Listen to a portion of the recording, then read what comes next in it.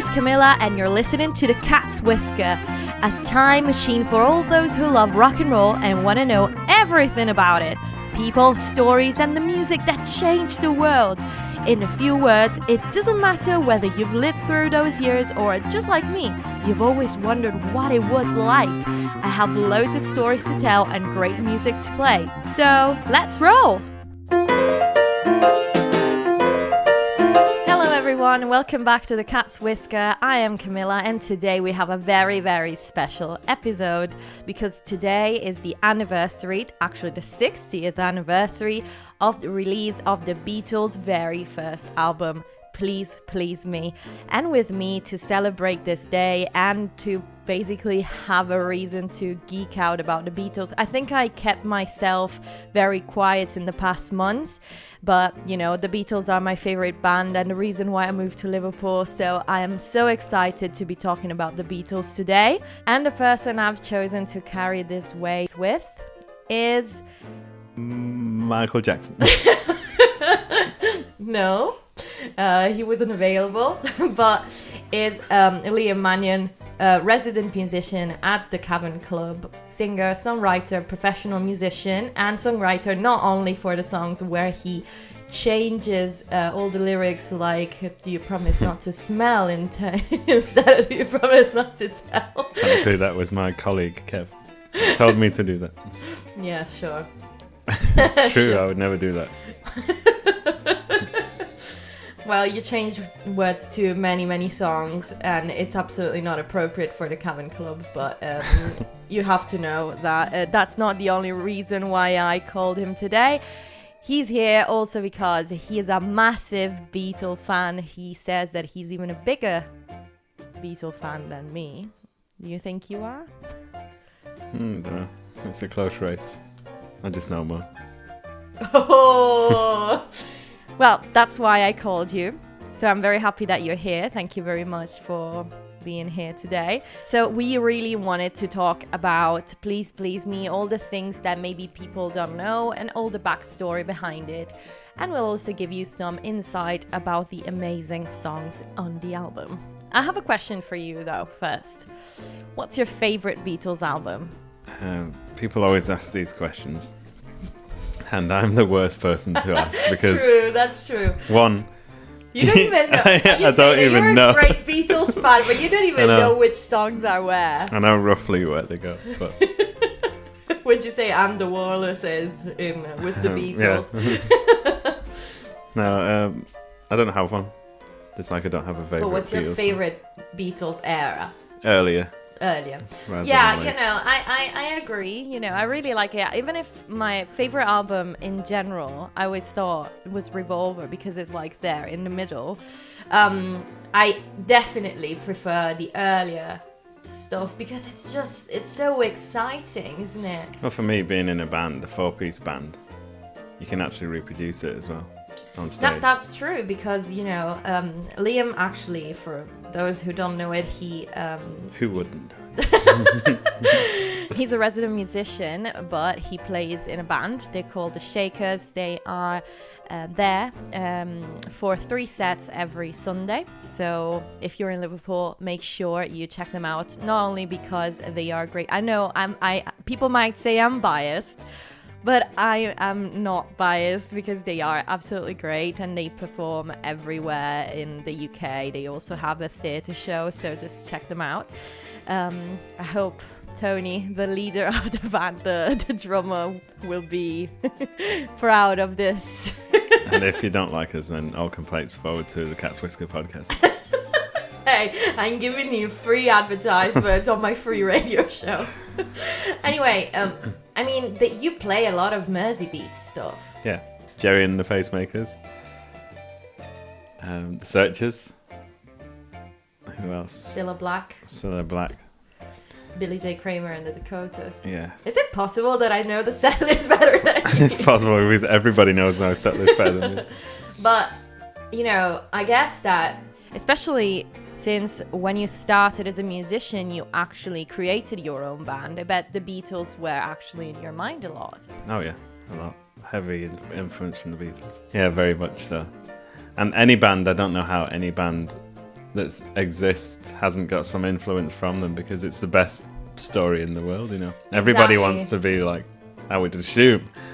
Everybody wants to be like them. And you are a professional musician and you are a performer or a songwriter. Yes. I mean, that's the gold, you know. The absolute fantasy and the dream. They actually did it, you know. Because it's so unbelievable. We always say that they made it and they came from here, you know. And it's, here being Liverpool. Of course, yeah, we are in Liverpool. Not this room, but... I wish. No, but it's just the best story, you know. And the further away we get from it in time, like these anniversaries come up, it's 60 years since the first album. Mm-hmm. The more unbelievable it is. It gets more legendary, I guess. Yeah. It's just the best band story that ever happened.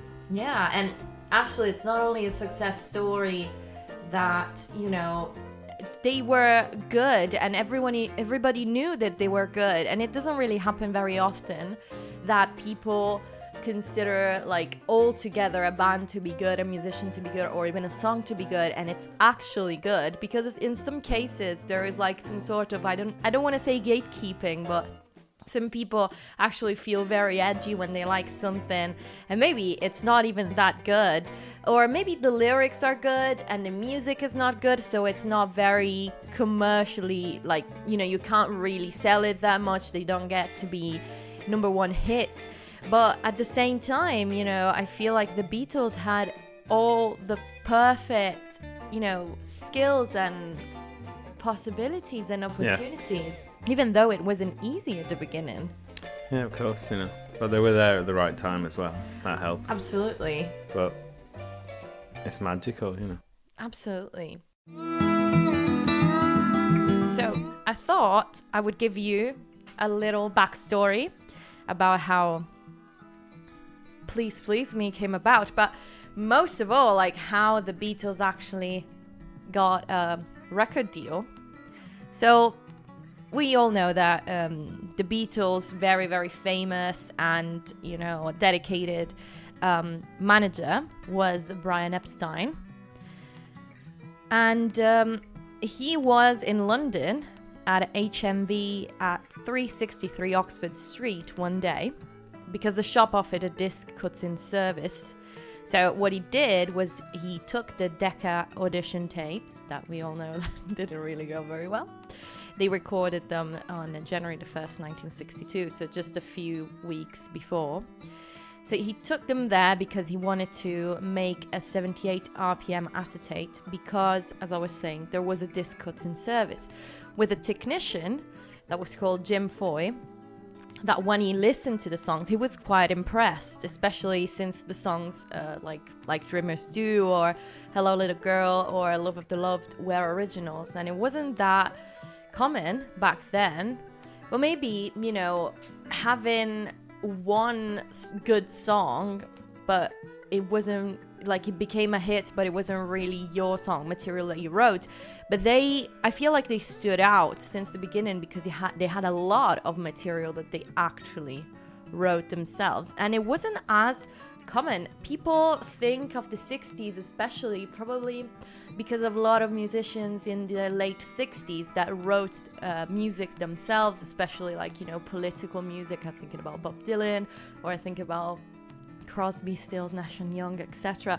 But many probably don't consider that the beginning of the 60s and even the end of the 50s was the era of songwriters, not singer-songwriters. I mean, I talked about it when I talked about Carole King, but even about all those couples that wrote for the Everly Brothers, etc. So it was really remarkable that finally someone was actually bringing something that they were recording. Not good enough for Decca, but you've heard we've got them here. Actually, I have the vinyl of the Decca recording. Tapes, yeah. What do you think about them? I quite like them. Yeah. Yeah. And if you listen to later interviews with John Lennon, he also says they were pretty good recordings, but didn't pass the audition. No, unfortunately I'm sure not. that guy, what was his name, the guy who turned him down? I don't remember. I can't remember. There's Beatle people now screaming at us. But, anyway, whoever he was, he made a big fucking mistake. Definitely. Definitely. That's probably why they signed the Rolling Stones. Not long I imagine after. that day when he got home from work, you know, he might have had a bad morning and he felt really good about turning down a band, you know. And he got home, I feel great about that. I got to turn down that stupid little band. 6 months later, Yeah. love me do. Oh, for fuck's sake. I've made a huge mistake. Exactly. Yeah. No.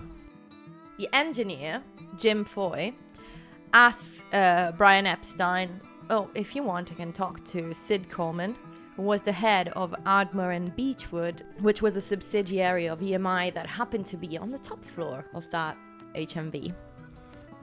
Coleman offered to publish Lennon-McCartney originals, but since Epstein actually won a recording contract, which, you know, fair enough, you want that for your band, that's, you know, the goal. Coleman fixed him up with EMI producer, drumroll, George Martin, to return the favor. Epstein promises that should the Beatles sign to EMI, Ardmore and Beechwood would get the publishing rights of some songs. In fact, they will get the publishing rights of, I think, both Love Me Do and P.S. I Love You, which are obviously the first ones that were published. Then, what happened?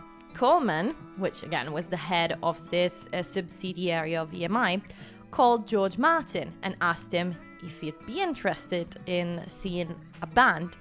He said yes, and Judy Lockwood-Smith, Martin's assistant, jotted down meeting with Bernard Epstein. We should say a little bit there about Epstein. Mm-hmm. Because like people say that he made a lot of bad deals with certain things. Mm-hmm. But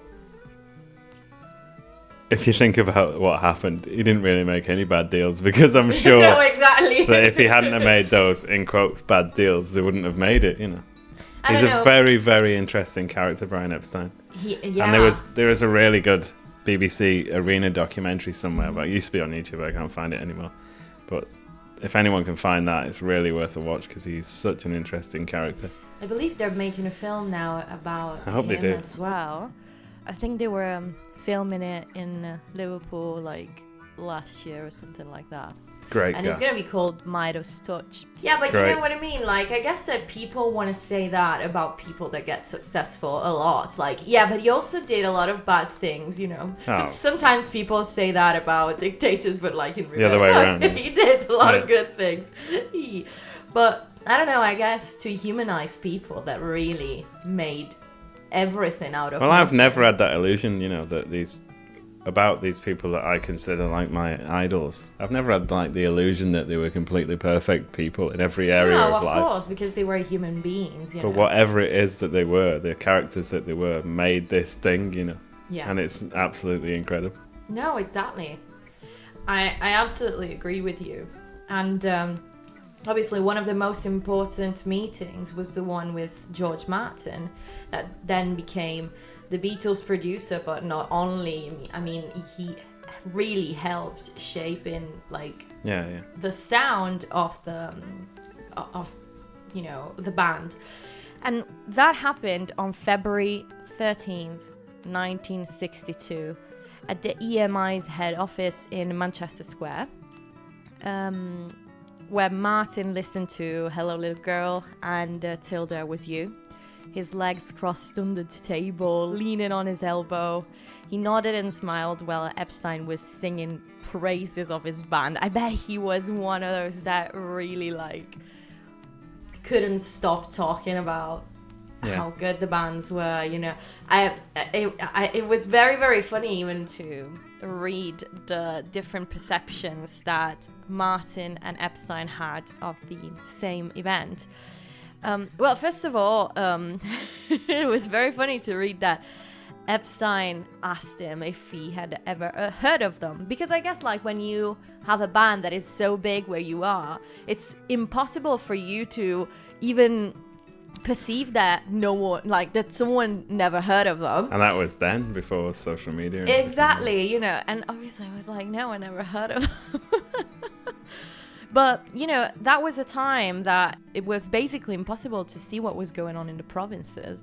So everything that was, like, outside London, I guess that for some people wasn't really worth discovering that much. Yeah, but on the other side of that, everybody played everywhere in those days. So you would have had like bands from London coming up to play up the north and vice versa. Yeah, especially, I mean, the Beatles played even like in Germany, you know. So it was crazy that in Hamburg people knew who they were, and in London people didn't really know. And London had that attitude, like it probably still has now, but you know that nothing exists outside of we lost all our listeners from London. You know. No, that's true. But, you know, London is very London-centric. Yeah. So as I was saying earlier, Epstein and Martin recalled this very first meeting in a slightly different way. Let's put it that way. So George Martin certainly saw something in them. The quality of their sound and yet a certain roughness. Martin appreciated Hello Little Girl, George's guitar skills, and Paul's voice that he described as the most commercial of the lot. He really liked the fact that there wasn't really a lead singer. All of them were giving their own contribution to the music, but he also said that some of the material was old and mediocre and could understand why they had been rejected in the past. But still, they seemed interesting. So even though he didn't think they were worth signing yet, Martin decided to give them a shot and offered them a recording session. Now, Epstein recalled this in a completely different way, probably because, you know, he was so excited about everything, you know. So what he did was, obviously, he had a great impression of George Martin, and after the appointment, he called the Beatles to tell them he was coming back with good news. And as soon as the train from London arrived at Lime Street, the four boys were at the platform, which he thought was very odd because they weren't usually that sentimental, you know. But they were obviously waiting to know what the future had in store for them. I mean, that's a big decision, you know. And Epstein's first words would basically change their life forever. So he said to them, "You have a recording session at EMI as soon as you like." And like, obviously they were all made up. And then they went to the National Milk Bar to celebrate with Coca-Cola and biscuits, which is very cute. I think you can see that milk bar on old pictures of Lime Street Station. I really want to go and see where it was. Well, it's where the steps are now, I think. Oh, there used to be like a load of buildings outside there. So, I mean, can you imagine how exciting that must have been? I can't, yeah. Yeah, it's... Even just every time, even though I've heard these stories before, every time I hear them, I'm completely enthralled again, you know. Mm-hmm. Never gets old. No, absolutely. But, you know, the thing is, like, when he got this kind of, like, deal to have a recording session, a few months passed, though. So what happened in between? Kim Bennett, who was a record plugger for Ardmore and Beechwood, took the Decca recordings to pitch them to the EMI's talent scouts. They weren't really impressed, but thought of a new plan to get the records into the right hands. Or the left hands, if you... What was suggested was that the general manager, Sid Coleman, should talk to EMI's managing director, Len Wood, remember these names, and convince him to put out a Beatles record on the condition that Armour and Beechwood would pay for the costs. But this starts a lot of drama that could probably compete with Love Island. Do you know about this drama? Never heard of it. George Martin was in the process of separating from his wife, Sheena. Oh, no, I thought you meant, have you ever heard of Love Island? I was trying to sound cooler over the airways. Oh, sure. Who's going to come and This see is basically telling everyone that we watch Love Island, though. Ironically, we watch it. But did you know about this drama? I don't know about that, yeah. Oh, okay. So let's tell everyone else, because I think it's... quite interesting. Because again, everything happened for a reason, and it was all to get the Beatles where they had to be. So George Martin was in the process of separating from his wife, Sheena. So when he had started dating his assistant, the one that I mentioned earlier, Judy Lockett Smith, the one that wrote Bernard Epstein, basically, the two had to keep the relationship a secret. Len Wood, who was again the head of EMI, wasn't really thrilled when he discovered about it. And Martin apparently was already walking on eggshells during that time because he had tried to renegotiate his contract, and EMI, let's say, wasn't thrilled about that either. So since Martin always produced comedy records and wasn't really That's the point as well. Like, when you speak to people who were old enough to remember when they came out, especially Love Me Do. The guy that got me into playing in bands with my friend Jerry, that you know, so people won't know who that is, but he remembers when they came out, Love Me Do. Nobody could take it seriously because it was on Parlophone. It was a comedy label, and everybody just didn't take it seriously at first, you know. Yeah. And most people thought that Love Me Do was crap, you know, when they first heard it. Do you think that now there is such an attachment to labels? Obviously, labels in general. No, who even knows who's on what label now, you know? Exactly. Which is sad because people But what I used mean to... is, like, industrially, obviously, each label chooses what to produce. I'm pretty sure there are some labels that produce classical music and some others that don't. But who knows, like, that now? I know, and it's sad because if you speak to people from that era, they used to know all of the label designs, you know. They'd know which one was which, and Parlophone had that, this had that, and everyone, it was really a thing, you know. Which is so interesting, you know. You're not as interested in literature as I am, but I feel that for books there is still that thing. All right. But I feel like there's nothing like that for music anymore. No, like I said, who knows what label anybody's signed to? In some cases, I don't even know. Well, I mean... Not that the thing is, like, it's not that it makes a difference. Does it actually now? No, it doesn't make any difference now. No. I mean, the music, you know, it's not even worth listening to, so what's the point? Could be on any label, nobody cares. No, exactly. So, since he was always, you know, producing, he produced Peter Sellers, etc. Like, he produced comedy records. So he wasn't really used to guitar groups. So to punish him, because we're going to go back to the drama now, Len Wood and Sid Coleman decide to make a deal.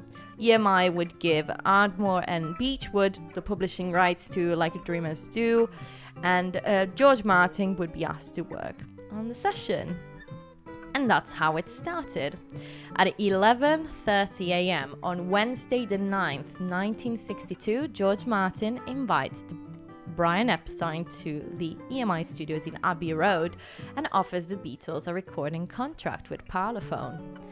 Little did they know that only 7 years later, that same band that Martin reluctantly signed in those studios would make Abbey Road famous, releasing one of the most critically acclaimed albums of all time. But let's talk about the contract. It was quite standard. Maybe, you know, some of the things that say that he accepted bad deals. I don't think this is a bad deal. You'll tell me what you think.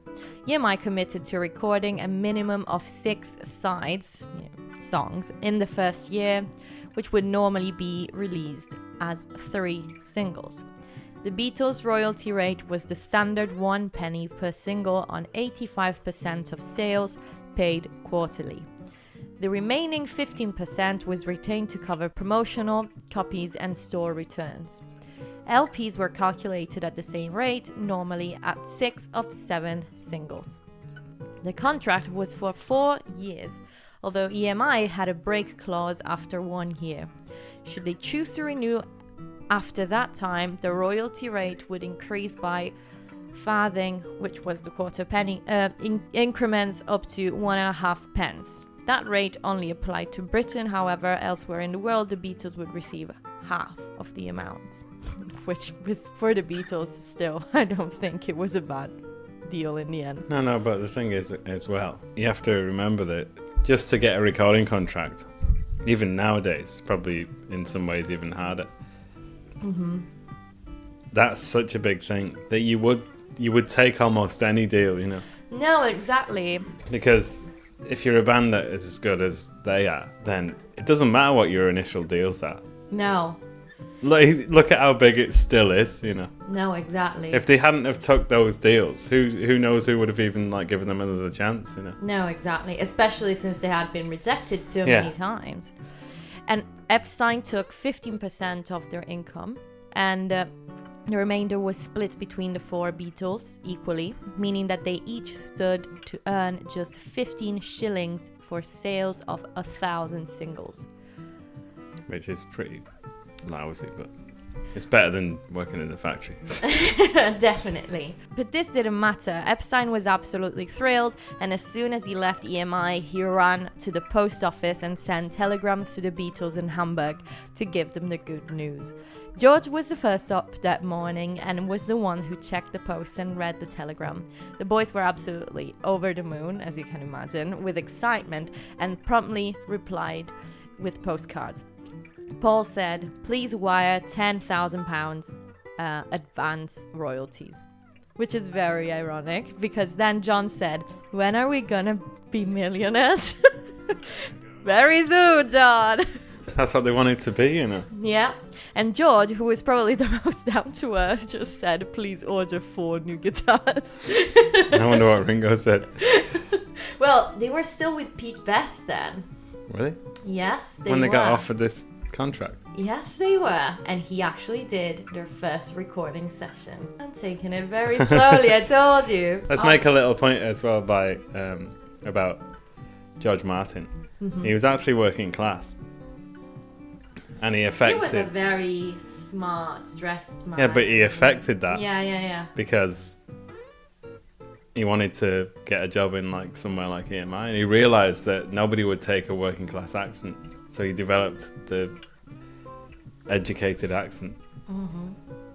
And the suave thing. Yeah. You know, so he was actually working class, which is probably why he got on with them as well. Because he liked the cheekiness, true. you know. No, absolutely. I hope that affected was the right way to say it.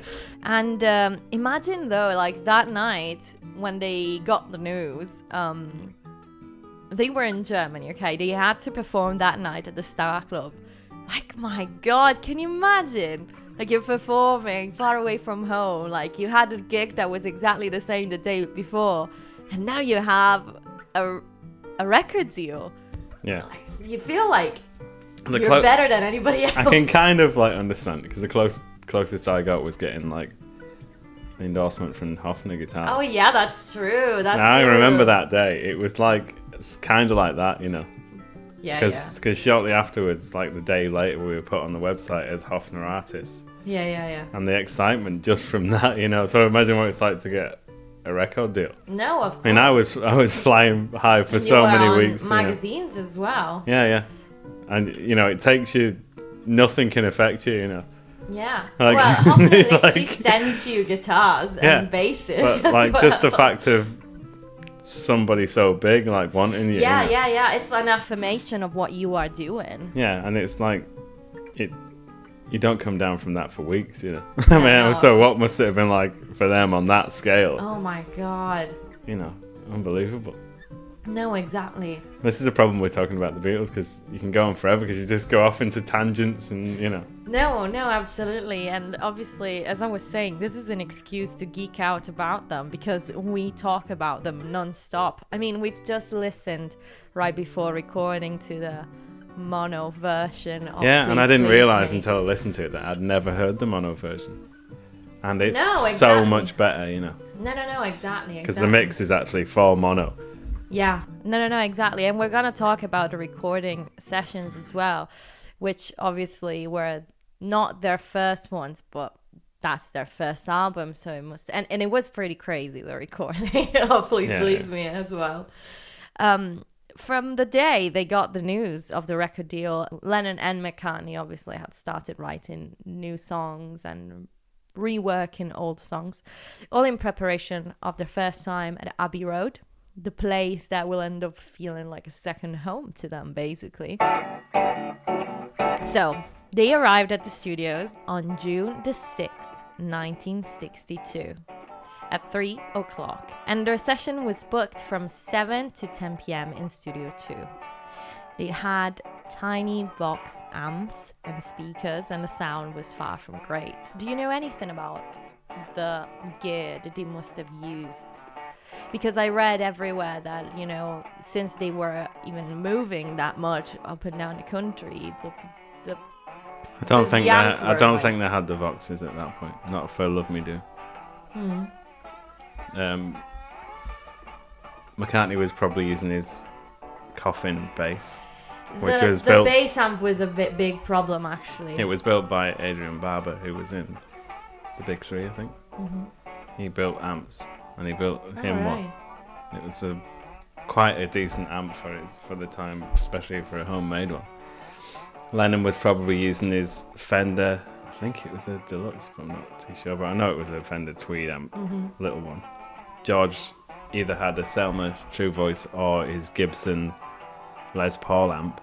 Right, so you reckon the Vox was... The Vox was later, I think. Later. A little bit later. But whatever they had, they were pretty small and not in a great condition. They were knackered, you know. Exactly. So what happened was that they couldn't really hear anything, you know, especially like the sound engineers. So the amp John had was rattling.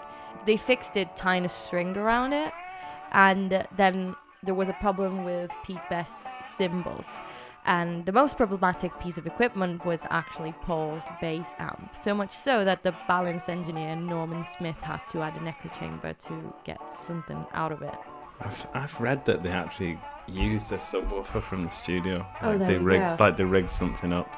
Yeah. Because Either that or that might have been on anything. The Deco one. I'm not sure. Oh, maybe.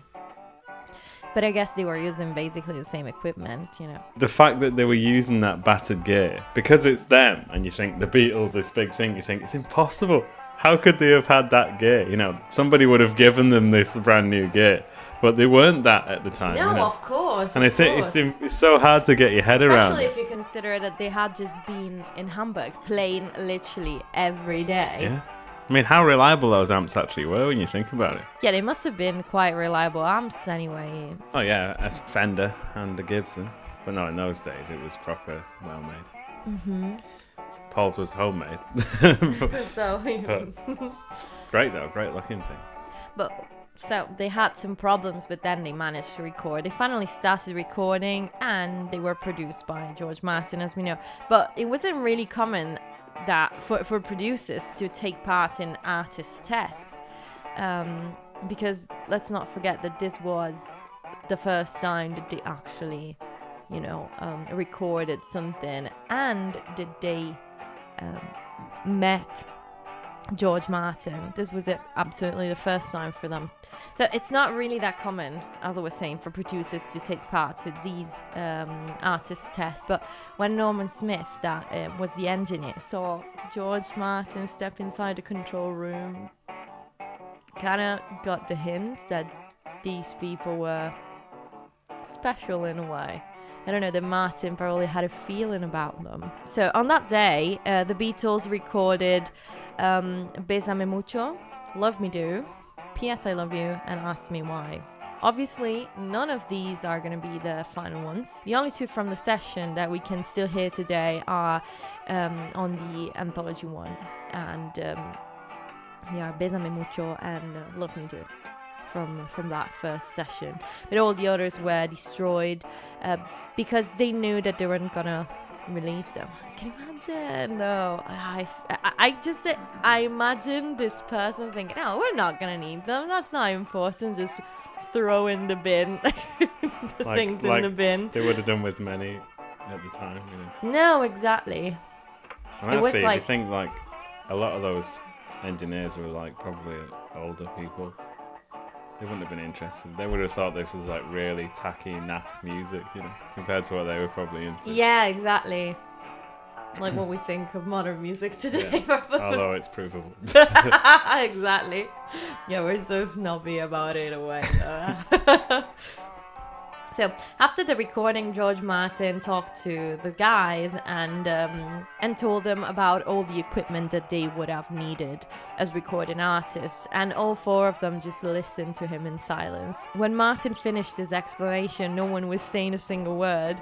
So he decided to add, "Look, I've laid into you for quite a time. You haven't responded. Is there anything you don't like?" The four lads didn't really know what to say until George Harrison exclaimed, "Yeah, I don't like your tie." Yeah, it's very famous. Yeah. He said, "Well, I don't like your tie for a start." Exactly. I mean, that could have been a horrible way to start a relationship with your producer, but as you said, probably because George his background. Exactly, because George Martin was, Yeah. you know, so they basically just had a laugh together straight away. And, you know, I guess there was feeling from the start there. Yeah. And he could see that obviously there was something special about them, like they were charismatic, etc., you know. And even if that test, musically speaking, had not been great, everyone in the room knew that there was definitely something there still. Can you imagine the nerves though, you know? Yeah. Because it's such a big thing that you don't want to mess up, especially after already losing one audition. Yeah. It kind of makes sense that George was the youngest one and said that. Yeah, you can see it. You can see in interviews like that one I showed you where they're in Ireland and he's like blowing smoke from his cigarette into the microphone, and then Paul like pushes his hand out the way and goes, "George, stop it!" You know, he sort of like told him off. I mean, they actually panicked a lot, I think, when he said that to George Martin. Yeah, I mean, I would have like, "What the f*** are you doing, you dickhead?" Although, if he hadn't have said that, which way would it have gone? Yeah. True, because obviously he instantly clicked with them. He broke the ice. Yeah. So he knew his audience. I don't know. Everything they did. It is so magical Just though. came Everything naturally, seems so legendary, like it's so. I don't know. It's like hearing Whichever like way you look at mythology, it. you know. If anybody believes in fate, you know, there's no way that wasn't going to happen, you know. No, absolutely. This whole thing, it's like, we are geeks about it. Yeah. So we big it up a lot, but it's but just, I'm not that much, you know. I don't think not. It's less believable than Lord of the Rings, you know. It's like that. It's more magical to me than that type of stuff. But because it really happened. I mean, I'm not into that type of stuff, but the thing is, like it actually happened, and it's just that's impossible. The beauty of it. It's the impossible dream, and they did it, you know. Yeah. And that you can imagine as they were growing up, or as they even started to get going in the bands, people telling them they were stupid, they were wasting their time, what a stupid thing. But you told me once that one time they came back from Hamburg and they actually... Yeah, they were nearly breaking up. Yeah. When was that? It was when George got deported. Oh, yeah. Yeah, of course. The others stayed there a little bit before they arranged to come home. Mm-hmm. They came back separately. John came back by himself. I think Pete and Paul might have come back together. But they basically hadn't seen each other for weeks when they got back. This is according to what I remember from, I think, Mark Lewison's book. It was like weeks, and nobody knew what was going to happen. And reading that, I was like terrified, you know? Even though I know the end, you know, I know the story. Spoiler alert! Yeah, I was like frightened, like, no, please. Get back together! You don't understand what you could be messing up. Can you imagine if something happened during those weeks? I don't know, someone decided, oh, you know what, I'm going to go in the army or whatever. That's why, like I just said, there were challenges. There were a lot of things where it looked like it wasn't going to go that way. Yeah. But if, like I say, if you believe in fate, there was no way that wasn't going to happen. You know, Woo. It's like impossible. Goosebumps. It's such a big thing. Mm-hmm. Maybe it's just because we're music geeks, but it's such a big. I mean, what would Liverpool be now without? No, exactly. That, you know? Because Liverpool, you know, is mainly known for the Beatles and the football team, but certainly, and I'm sorry here to say it, football, you know, supporters. But music brings more beauty to a city and improvement. Big. But football is localized, you know. Yeah. You're not going to get someone like in the middle of nowhere thinking about the Liverpool football team, you know. Well, maybe, I don't know. Yeah. I don't understand it. I just want to say that I don't It's just understand not the it. same. I'm talking about the city itself now, like all the improvement and all that changed for the city once it became, a tourist attraction, mainly for the Beatles. Like that really brought. Oh yeah, it brought a lot some of money into the yeah. city. Changed it completely, you know. By the 80s, it was going to ruin, you know. No, late exactly, 70s. exactly. Because maybe people that are not from Liverpool or not English, they don't know it. But the north, especially during the 80s, during the Thatcher period, it was basically a wasteland. Yeah, and Liverpool, there Yeah. are some pictures of Liverpool in the 80s. It is absolutely like you wouldn't recognize it now. Like the docks that became a UNESCO heritage site not that long ago, the early 2000s. But in the 80s, it was a complete wasteland. yeah. And Well, Liverpool Thatcher was like, said that yeah. Liverpool should go into managed decline. Yeah, so there you go.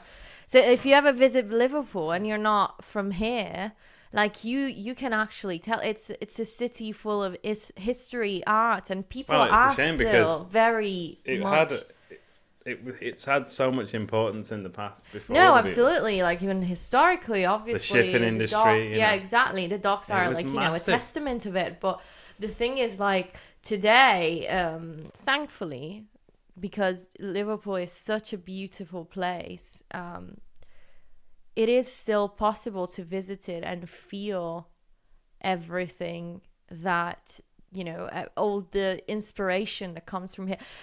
When I moved here, I really felt like this place had something special in terms of like it really inspires you, especially if you like music. So I don't know what it is, but I know that there is something, and I'm not surprised that so many groups, like that there was such thing as Merseybeat. Yeah, well, it was mainly because they could get hold of rock and roll records, wasn't it? From the people who were on the ships. But again, everything happens for a reason, like Yeah. there's like consequences. Oh yeah, there's like I to said, everything. Like everything is connected.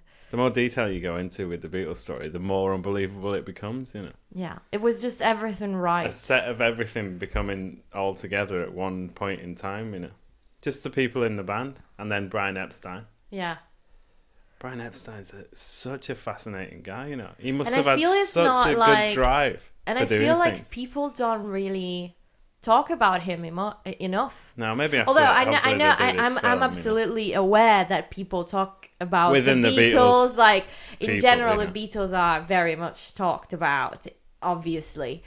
So we're talking about like a topic that has been discussed. The books have been written for ages, and I know, but within the Beatles, like how much he influenced a lot of what was going on, and how much he led the way. Like he paved, the path really a lot. And when you think he'd never done it before, and he had like a roster of artists in the charts at one point, Mm-hmm. He was an incredible businessman, Yeah, absolutely. Back to the recording. So, I mean, it was a test. Technically, it wasn't really a test because they already had a recording deal, but obviously they had to know them. They had to see them for the first time, see how they operated.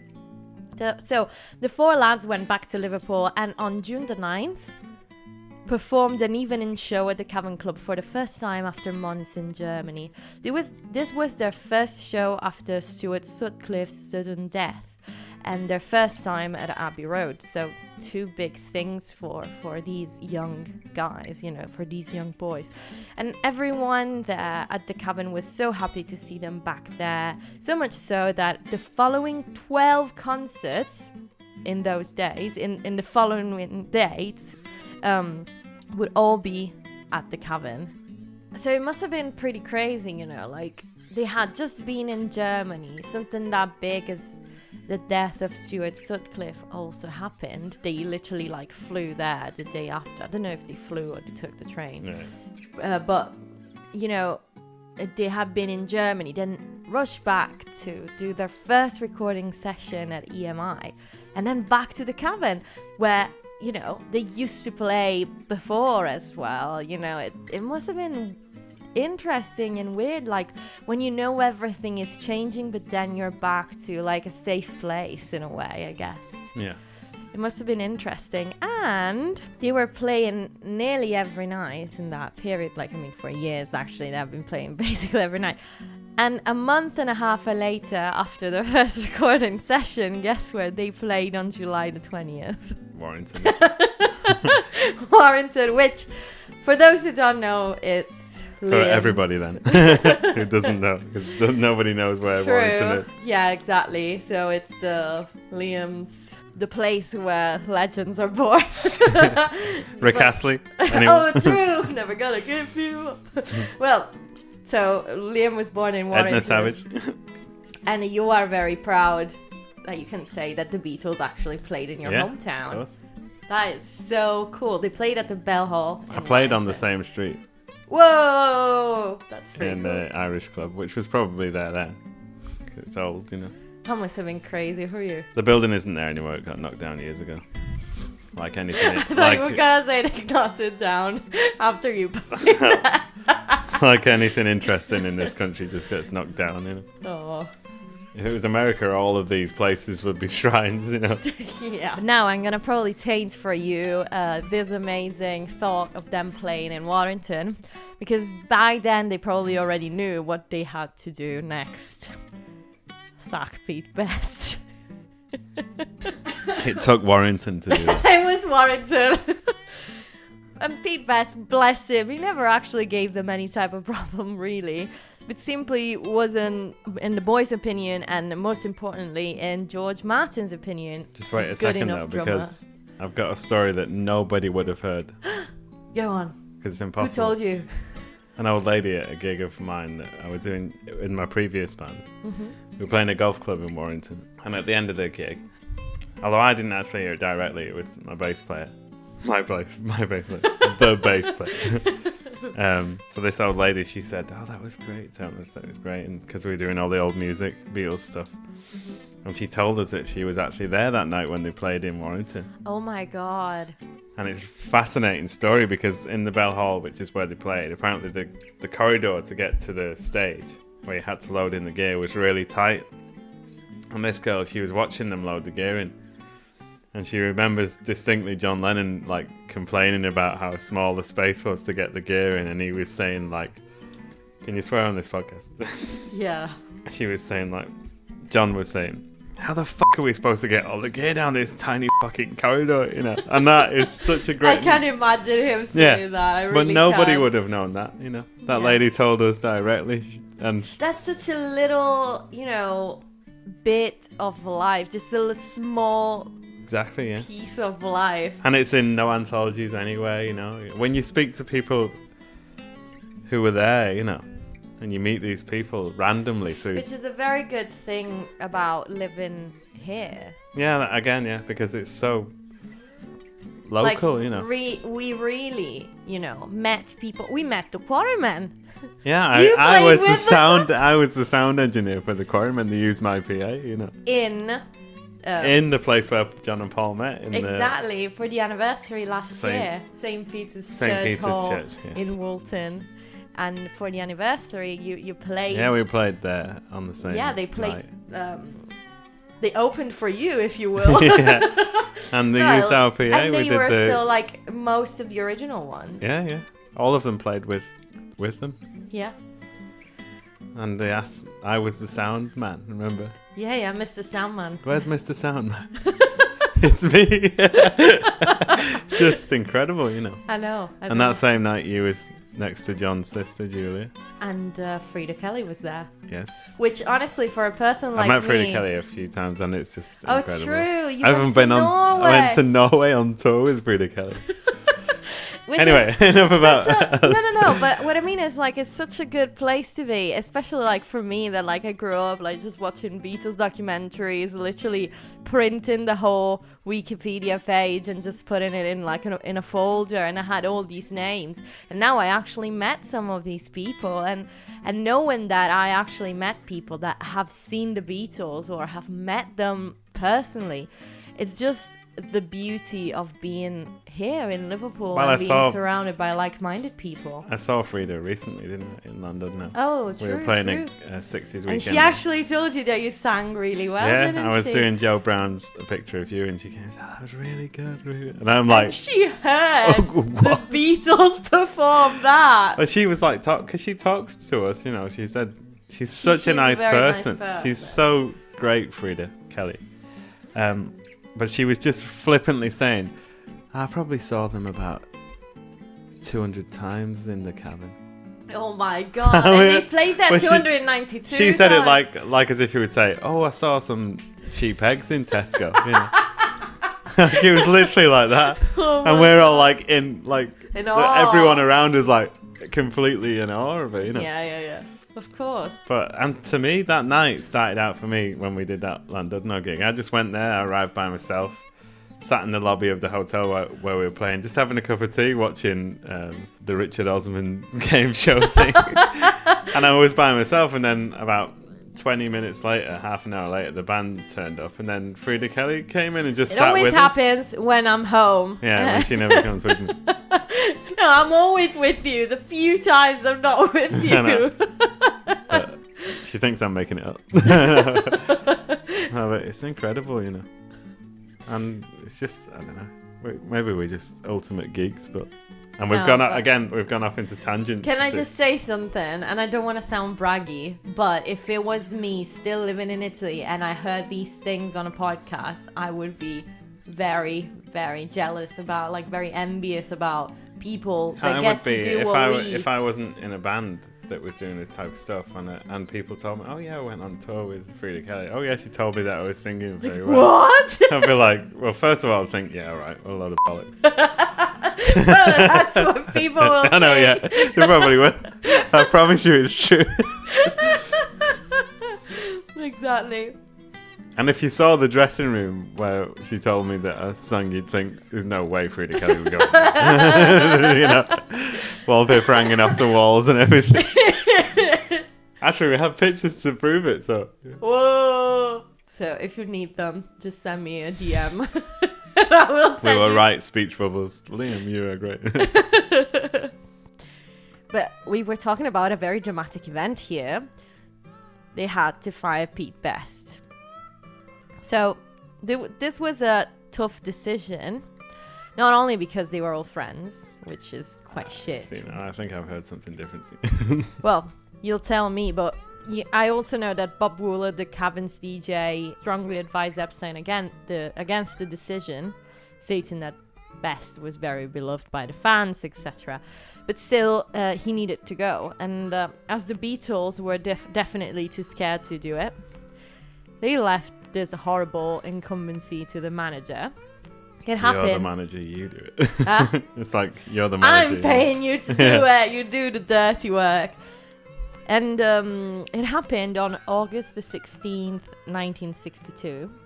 Brian Epstein invited Best to the NEMS office and told him, "The boys want you out and Ringo in." Best was obviously in shock. He said, "I consider myself as good, if not better than Ringo." And then he added, "Does Ringo know about this yet?" And Epstein said, "He's joined on Saturday." Ouch! Must have been awful for this. Imagine how horrible. You get a recording deal, you do your first recording at EMI, and then they sack you.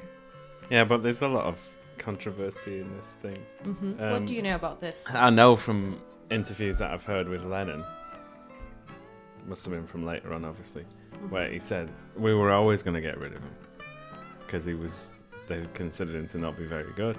He was, at this point, not showing up a lot. He was missing the odd gig, apparently. Yeah. He would never hang around with them. Apparently, he would always separate himself from them. Mm-hmm. You can hear it if you look for John Lennon talking about it. You can hear him saying about it. He said that they just needed a drummer that quickly to go to Hamburg. That's what happened with Pete Best. Mm-hmm, mm-hmm. Who knows? Well, it must have still been quite hard. There's not enough recordings of him to know if he was to judge. Or not. Yeah, no, of course. But apparently on the Decca records, he was only allowed to play the snare and a cymbal. You know, I'm sure that's very limiting. That's very limiting. But if you listen to it, you can sort of hear that. Again, these are all...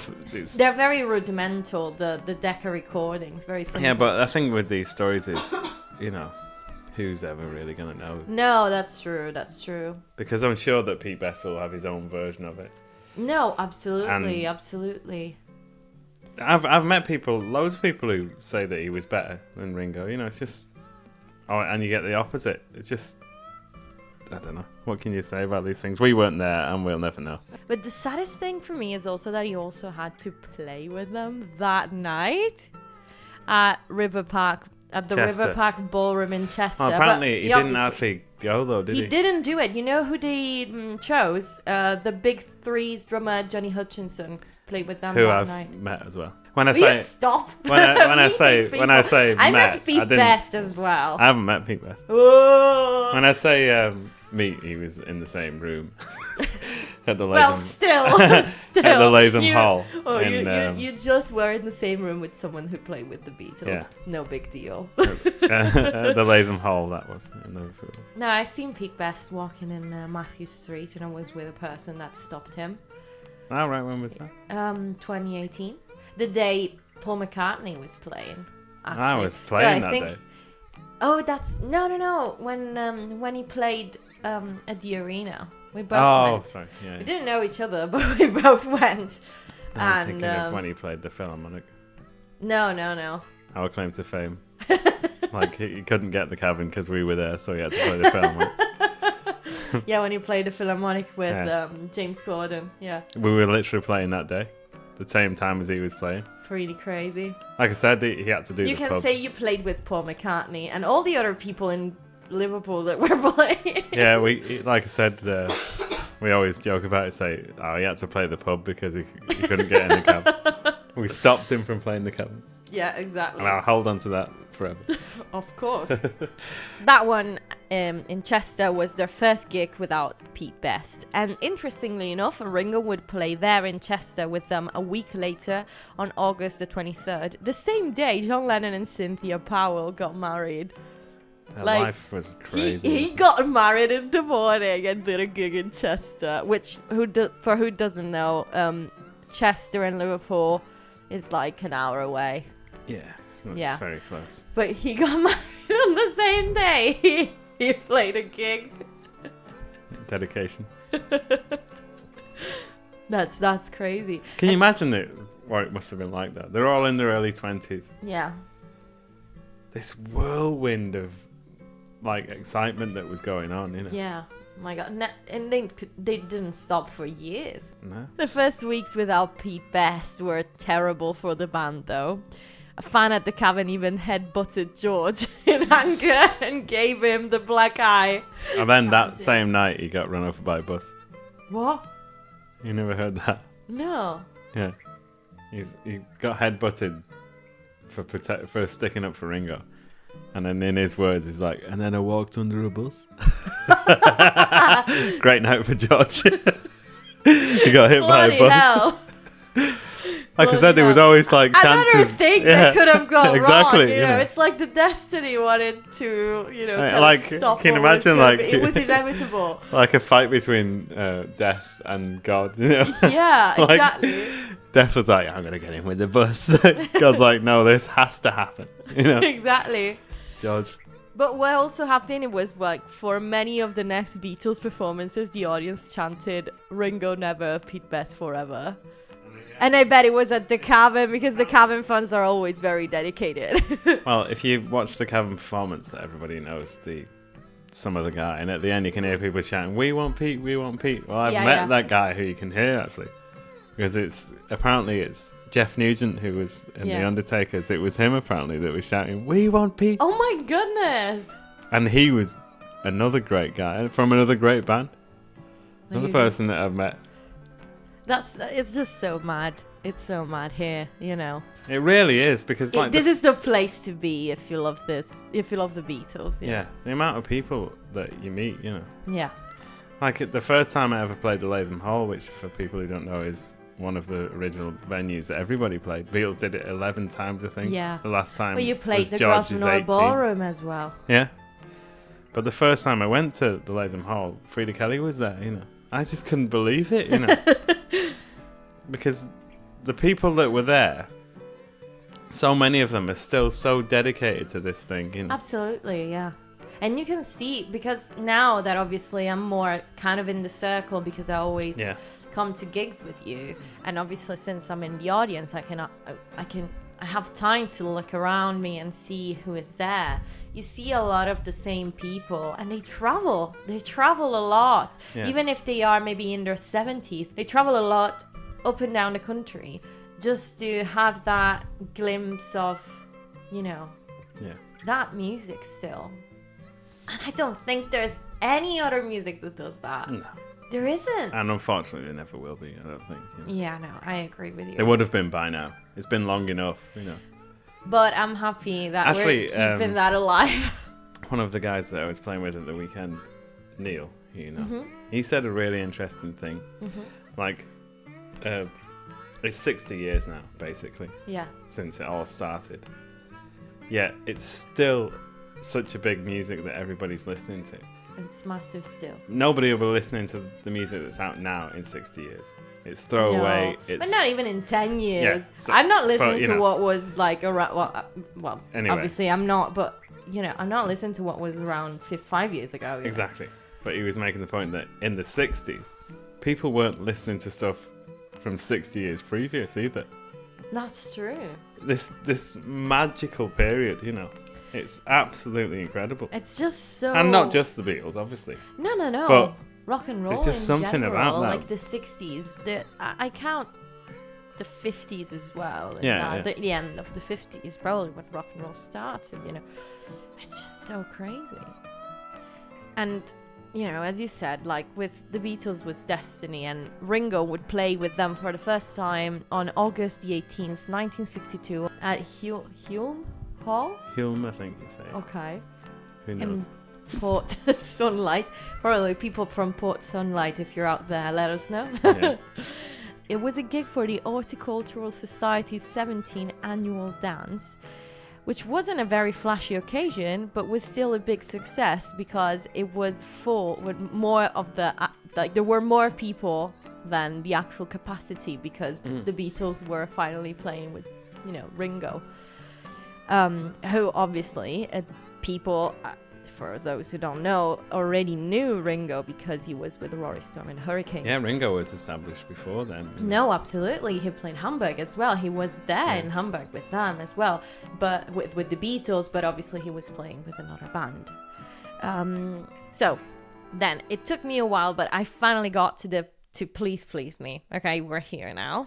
It took us like an hour to get here. So Ringo's first session with the Beatles took place on September the 4th, 1962. After rehearsing for 3 hours, 2 songs were recorded. Love Me Do and... Can you guess what they recorded on that day? Do you mean one of their songs? It wasn't theirs. It was a song that people at EMI thought should be their debut single. Oh, how do you do it? How do you do it? And obviously this one was a rearrangement of a song that had already been recorded as a demo by the Dave Clark 5 earlier that year. They recorded it because the people at EMI asked them to, and they actually did a rearrangement. As I was saying, they made it better. Of course. They wanted it to be the Beatles' debut single, but the 4 lads weren't convinced and fought for the right to launch their career with their original song, Love Me Do. However, and that's how the song was given to the Liverpool group Jerry and the Pacemakers. Which made number 1. Which made number 1, yeah, exactly. And they used the Beatles rearrangement, not the Dave Clark 5 one. And and Jerry rang John. Mm-hmm. And said, how's that, mate? We've made the number 1 with that song, or something like that, Yeah. And John said a lot of expletives down the phone too. I bet. But I really defend their, will to be. Yeah, of course.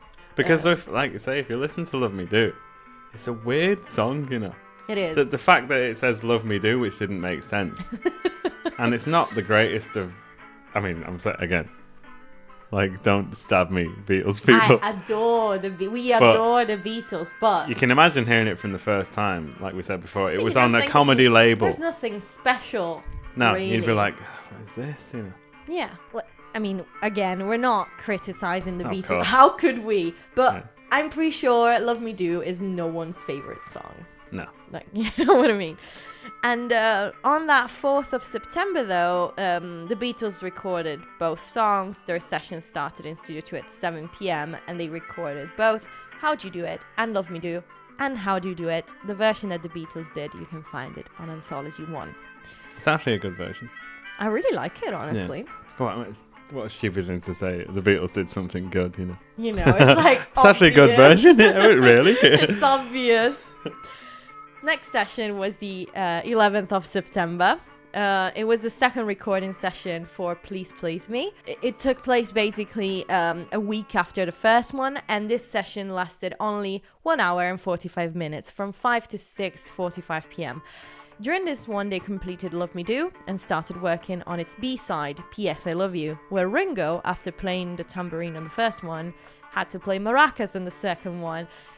He was livid about it, obviously, because like everyone was so excited about it being their first release, and he was barely in it. So he was like very, very pissed off about it. And we'll tell you all about it. Probably everyone already knows that Ringo wasn't the drummer on those sessions, but don't worry, I'm gonna talk about that in a minute. And during the recordings on the 11th of September, they also taped a new arrangement of Please Please Me, which was originally a slower bluesy song, but since George Martin didn't like it when he had heard it the week before, the Beatles completely rewrote it and recorded it on that day, the 11th of September. And this is the version that is present on Anthology 1. The next thing on the Beatles calendar was actually the release of Love Me Do, the first single, the debut single. So let's talk about Love Me Do a little bit, because even if they released it in 1962, October 1962, the song had been around for a bit. It was a song that Lennon and McCartney wrote in 1958, and believe it or not, Paul was 16 when he wrote the main structure, and John collaborated with the middle eight. This was also probably the first song that they have co-written and started performing it even in Hamburg. They knew it was a weak number, especially after you do, you know, Chuck Berry, Little Richard, etc. And on the day of the recording, it took them around 15 to 18 takes to get the desired backing track. And then they proceeded to the vocals. But it was very interesting because at the beginning, Lennon was the one singing the lead part. The lead part being the Love Me Do, when everything stops, because everything else besides that, I think, is mostly them together. But since he was also playing harmonica, George Martin just told him, oh, you can't sing and play harmonica at the same time. So he gave the lead to Paul McCartney. And he says that he can still hear the nervousness in his voice. Can you hear it? I can't hear it, but... Can in the one with Ringo. Yeah, okay, yeah, that's true, because that's prior. Because it's even different the way he sings some bits. Like. But, you know, the thing is also, like, Paul didn't consider himself a good enough singer, which is absolutely mental if you think about it. But, you know, the singer was John there at the time. Obviously, let's not even mention George, that wasn't even given a chance, basically, by that time to actually sing lead. But Paul didn't think he was, he had what you need to be a good lead singer. Yeah, but he was strong in the highs, you know. That's true. That's true. Love Me Do was one of the few songs from Please Please Me that had actually been recorded with Pete Best as well. It's got recorded by everybody, basically. No, true, exactly. They use so many different drummers. But that version is slightly different from the final product, not only because Lennon was singing a lead vocal, but if you listen to it, you'll notice a different type of drumming, both in the middle eights and the solo part, which I'm not really a fan of. But probably because I know... I can't the remember. final version. Yeah. Like something like that, yeah.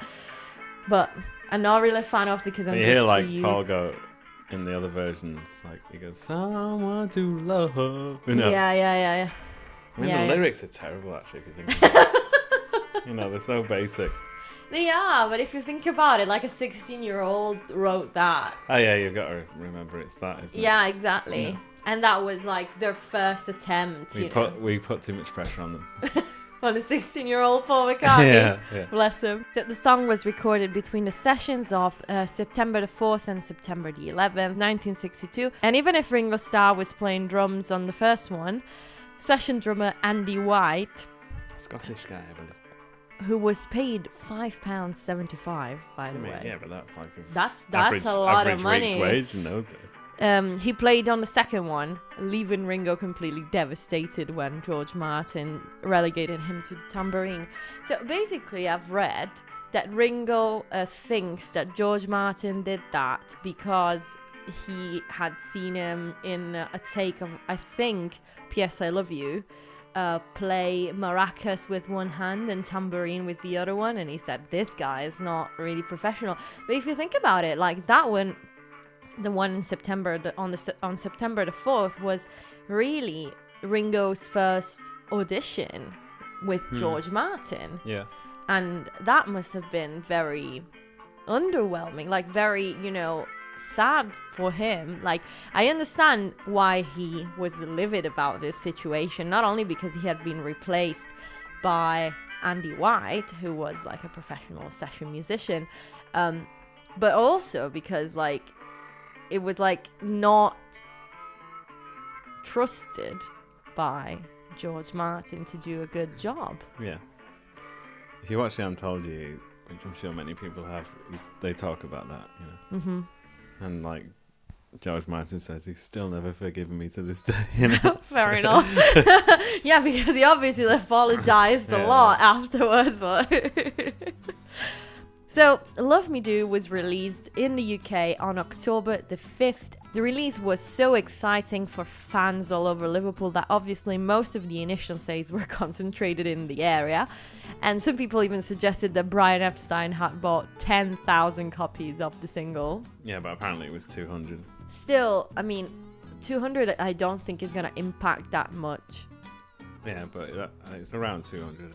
But I was going to say, I wouldn't be surprised if he did that. He would literally move mountains He did do that, but it wasn't like 10,000. Yeah, no, exactly. He did the right thing. That's what you would do, No, of course, because that would improve the position in the charts. The day after the release of Love Me Do, they signed autographs in Witness, which I don't know why, but I always find these things so humbling, because Witness is very small. Like it's a little town close to Liverpool, between Liverpool and Warrington. Yeah, it's a little place. And it's so crazy that the Beatles... played there a few times, Yeah. The venue that they played there isn't there anymore. I've forgotten the name of it, but I played literally on the same street as that venue in a pub called The Grapes. Mm-hmm. Oh, interesting. Yeah, I was made up, No, of course. It was a rough play. It was a rough play. They used to rent PA gear from Witness as well. Mm-hmm. Brian Epstein used to rent PA gear if they needed PA for a It's gig. just so interesting that the Beatles release their first single and the day after they sign autographs in Witness in two different music shops. And this is extremely interesting also because they stayed in each place for 30 minutes, and these are two of the only four occasions where they signed autographs, when it was arranged actually. And the next two ones will be in January and December 1963. The first at NEMS at the offices for the release of Please Please Me, the single, and the second for a fan club in London. But they were concentrated basically just there because I don't think that would have ended up well. Later in their career, they would have probably been drowned by the crowd. Isn't it just great that though? It's just great that thought of that happening in Witness, I know. That's why I thought that was very interesting because it's just again for anyone who doesn't know out there. Yeah. If there's any American listeners especially, it's the most underwhelming place. But knowing that this happened there gives it this air of magic as well, Yeah. Basically, almost any way you can think of in England, the Beatles have been there, you know. No, that's true, because they played basically so every good. day for years. It's so encouraging for any band. That's true. Because they didn't have anything handed to them. No. And a few days later, they also traveled to London to try and convince journalists to feature their release. Like, they literally had to convince people in a few years. Like, it would have been, like, crazy even to think about, you know. And even if the Beatles had been playing in front of many, many audiences for years, by that point, it wasn't until Love Me Do entered the charts, where it reached number 17, that they knew that they were getting somewhere. For George Harrison, one of the best moments was hearing Love Me Do on Radio Luxembourg at 7:30 on a Thursday night.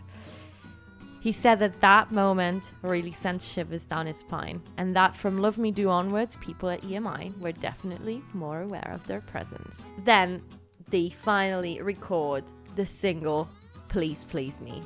It's the 26th of November, and the Beatles go to Abbey Road to dedicate 3 hours and 18 takes to Please Please Me. And at the end of the session, George Martin talked to them through the control room and said, "Congratulations, gentlemen, you've just made your first number one."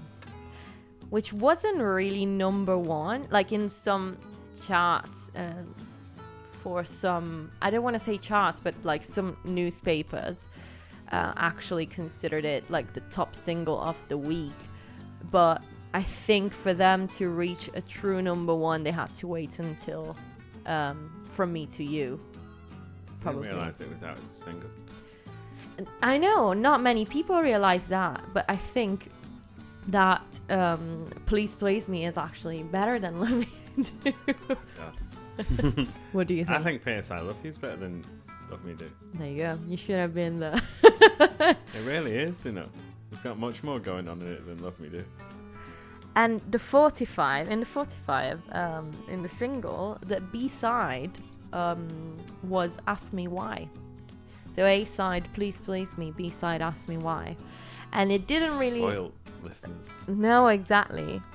It didn't actually reach number one on the official charts, but as I was saying, it scored a very good placement in several magazines' charts.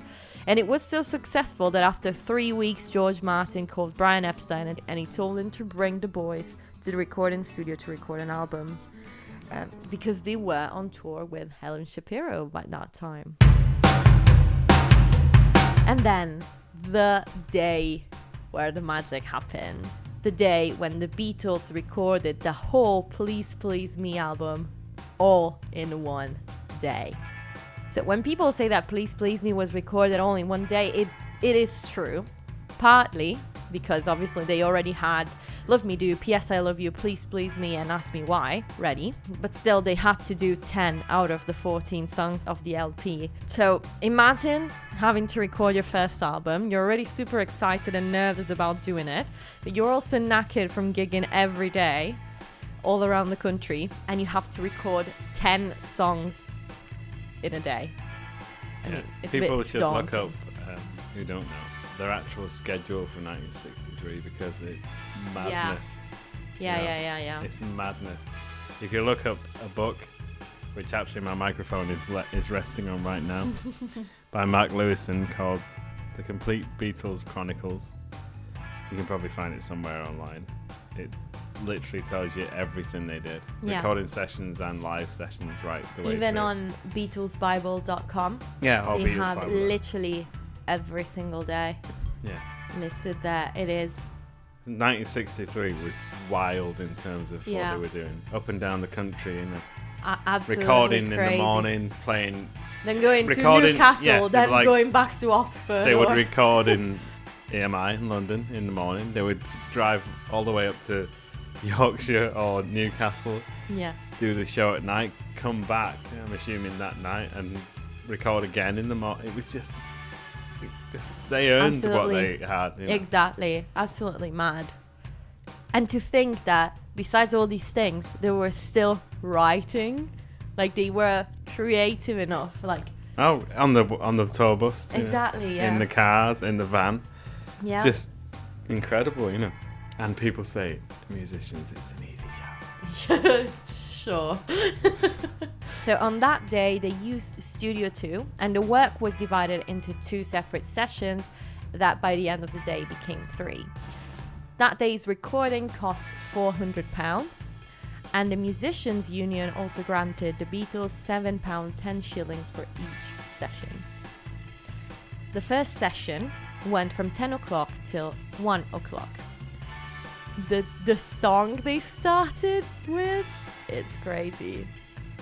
10 takes of There's a Place at 10 a.m. in the morning, which you have been trying to sing that because you want to add it to the set list. I've been requested by the band to sing. Yeah. Now, if anybody has ever tried to sing that as the lead vocalist at 10 a.m. But this is John Lennon. This is not a normal human being. I'm convinced more and more I find out about them that they were actually either cyborgs or aliens from another life. No, exactly. It's impossible. And then they did 9 of I Saw Her Standing There, although they ended up using the first one. But the imagine how pissed off you'd be. But the just one more take, boys. We're going to do. We're going to use the first one. But the initial counts come from the last one, so all the ones in between them have never been used. That's a power play of the engineer. Like, I can get you to do whatever I want.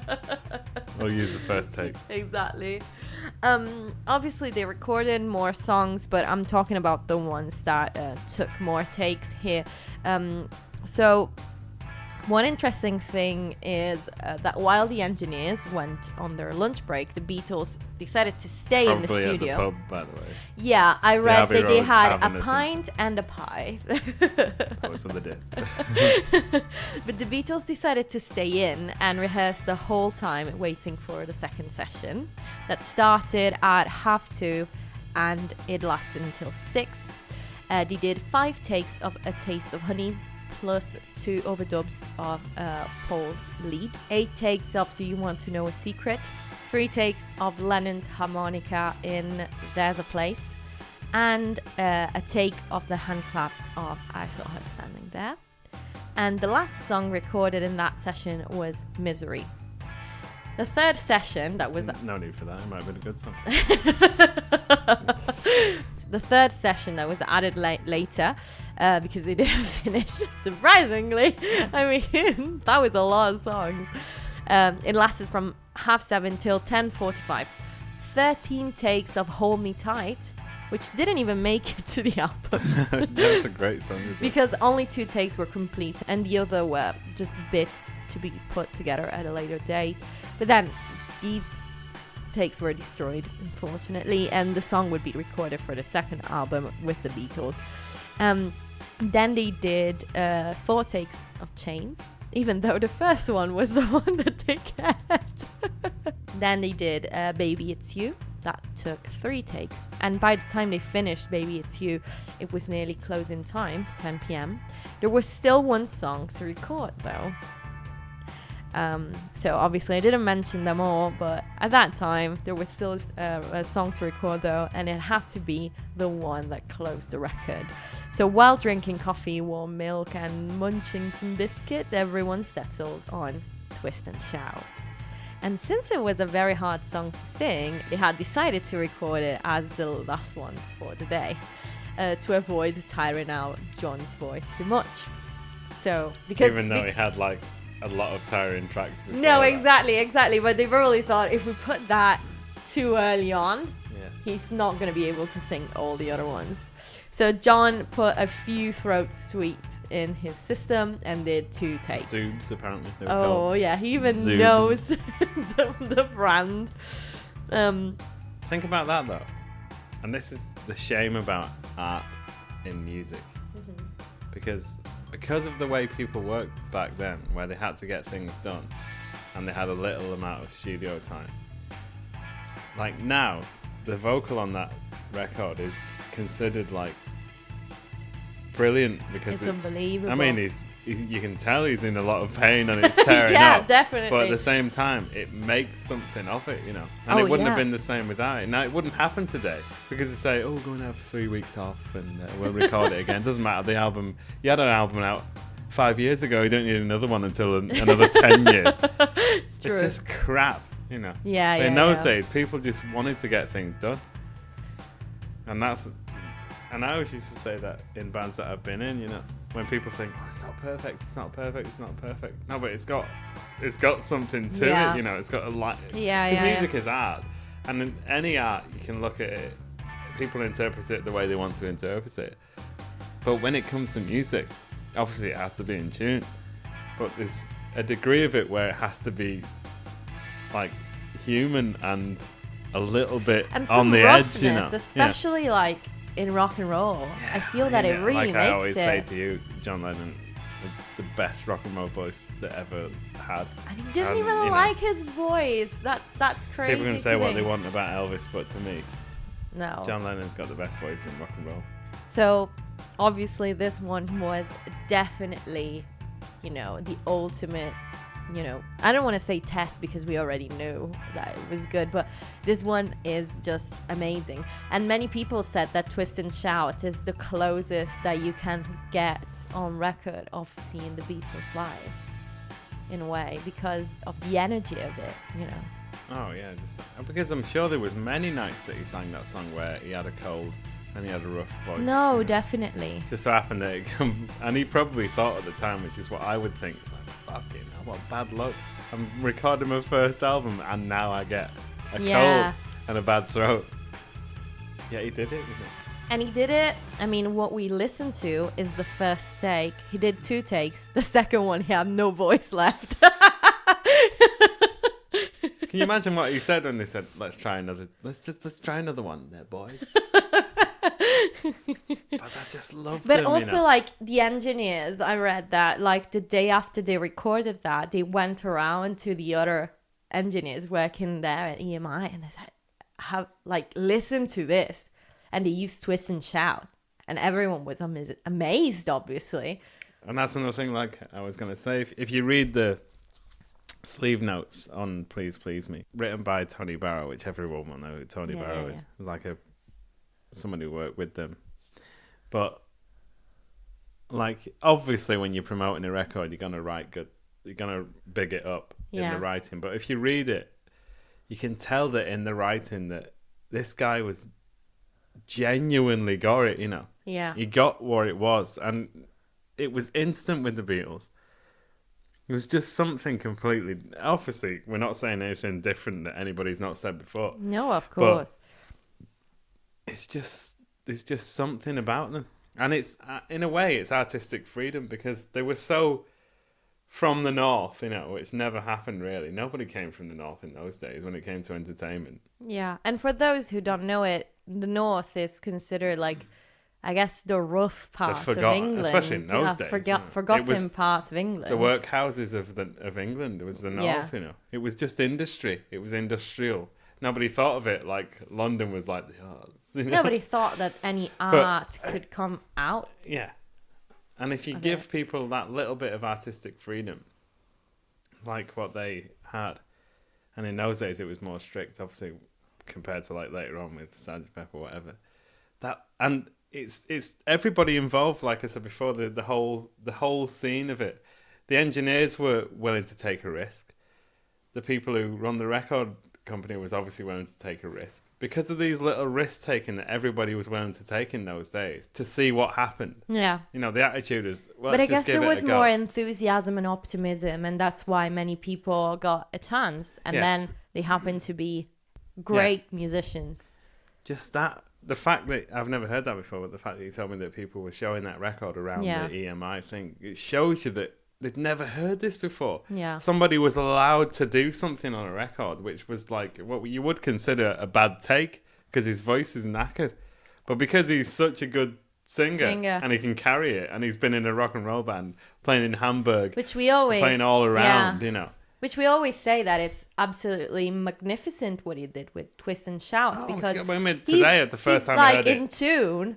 But it's like screaming, and it's so hard to control your voice. That we coined recently controlled screaming. Exactly, is John Lennon, you know. We're critics, music critics at home on our own spare time. the more and more I get into it, the more and more I like it, And it's been going on for years. So true, It's such a special thing, the Beatles. I don't know. You appreciate it more and more as time goes on, Absolutely. And the more you discover things about them, there's always some kind of magic about them. Like I said about the other night when we were at the gig with the band in down south, and we were just talking in the hotel bar afterwards, after our gig, and we all got on and we geeked about the Beatles. And even people who are older than me who've been into it for years, Yeah, so it's not like us romanticizing they still something speak we've never about lived. it like this brand new thing, Yeah. Everybody who's in the know of the Beatles speak about it like that. Everybody, and that's what's so good about it, the Beatles community. When you get together, there's such an appreciation for it, True. It's like talking about loved family members, It's like a religion in a way. It is, yeah. But another thing... Especially if you do play in a band, instrumentation, how to play an instrument, you know how to sing, you can appreciate it even more then because you realise how hard it is. Because yeah. Another thing that I found interesting, and that actually links to what you just said, it was I don't know why, I find it kind of poetic, but after they recorded, it was already quite late, and but they obviously wanted to hear the songs. So it was past closing times, and the engineers were kind of looking at each other I want to go home. What are we going to do? We're going to miss our trains, And Brian Epstein said, if you play back the songs to the boys, I'll drive you home. And he drove the engineers So I didn't know that, I didn't know that, but I'm not surprised by it. No, exactly. It's just so poetic in a way. You couldn't write it. You literally, their story, you couldn't write it. No, exactly. And in the meantime, between the recording and the release of the album, the Beatles recorded several songs. From Me to You, Thank You Girl, One After 909, What Goes On, which is crazy to me in a way, because obviously I kind of consider there's some certain order for me in my mind, and thinking that Thank You Girl or From Me to You, well, One After 909 obviously then was they worked on it for a number of years, or What Goes On was that What Goes On actually I think was in Beatles for Sale, even the fourth album. So. And but they recorded them before they released Please Please Me. I didn't know that either. But then the album release, which is the reason why we're doing this episode today, 22nd of March 1963, Please Please Me is released in mono and in stereo on the 26th of April. It was released in the US on the 10th of January 1964 and by the label VJ, with the name introducing the Beatles and without Ask Me Why and Please Please Me. Which is very funny to me. Obviously they had the single Please Please Me, but it's very funny to me that the album is called Please Please Me and it was released without Please Please Me. Even if they changed the name of the album, obviously. Most acts didn't release albums back then. They released most singles, obviously, as we said before. Not only because they might not have enough good songs to put into an album, but also because albums were quite expensive for teenagers, and that's why they preferred 45 RPM.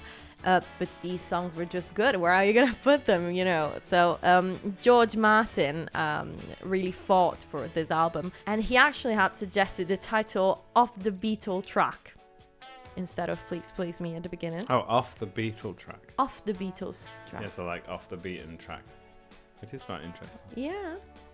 And his first idea for the cover was taking pic of the Beatles outside the insect house at the London Zoo, which the London Zoo said, no, we're not going to do that. It's not decent.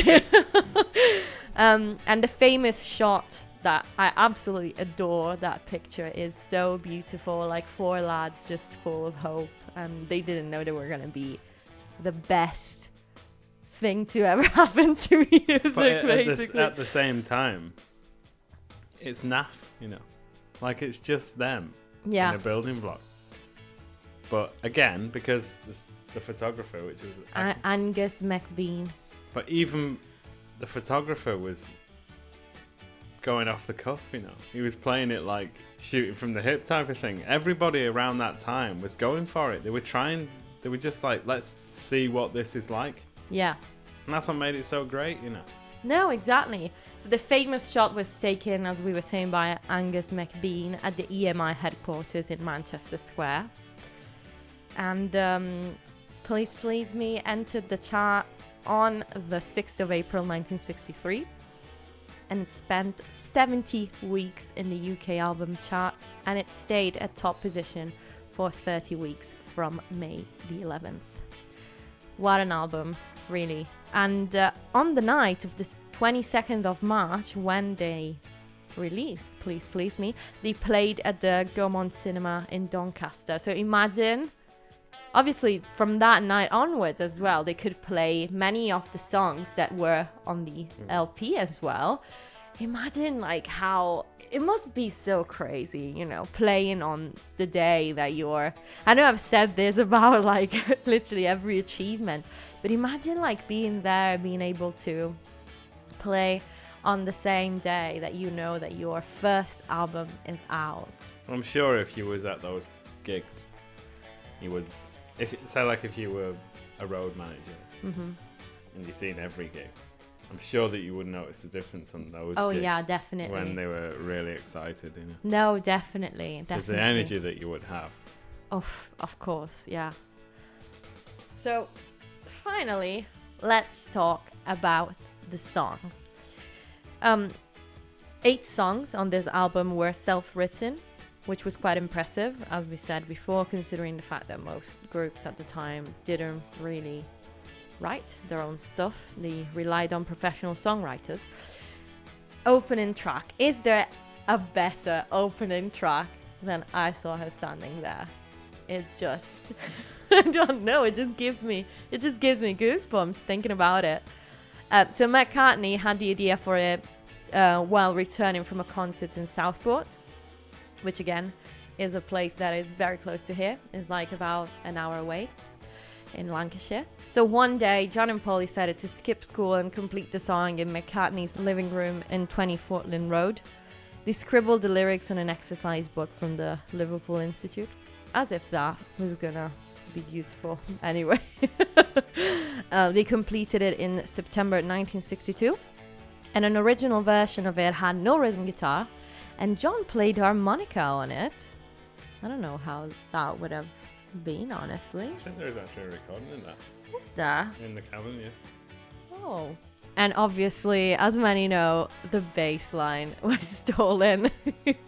And Paul McCartney actually admitted it from I'm Talking About You by Chuck Berry, who didn't sue the Beatles for it. For once. For once. I mean, he sued the Beatles for Come Together, but for once, no, he didn't.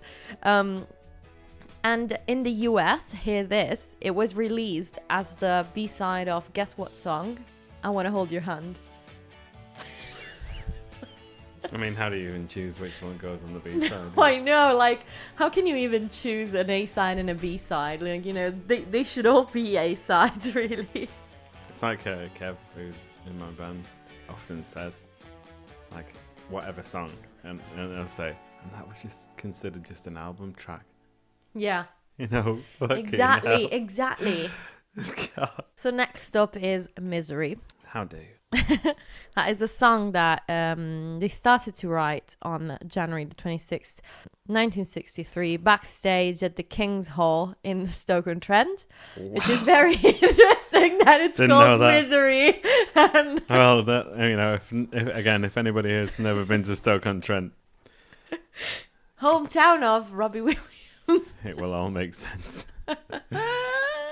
So they started writing it there while they were on tour with Helen Shapiro, and then they completed it at McCartney's house. They actually thought to give it to Helen Shapiro at first, but her manager rejected it, and so they gave it to Kenny Lynch, who was on tour with them and had a minor hit with it. And this one was one of the 2 songs in the album that featured overdubbing from a recording session that the Beatles didn't attend.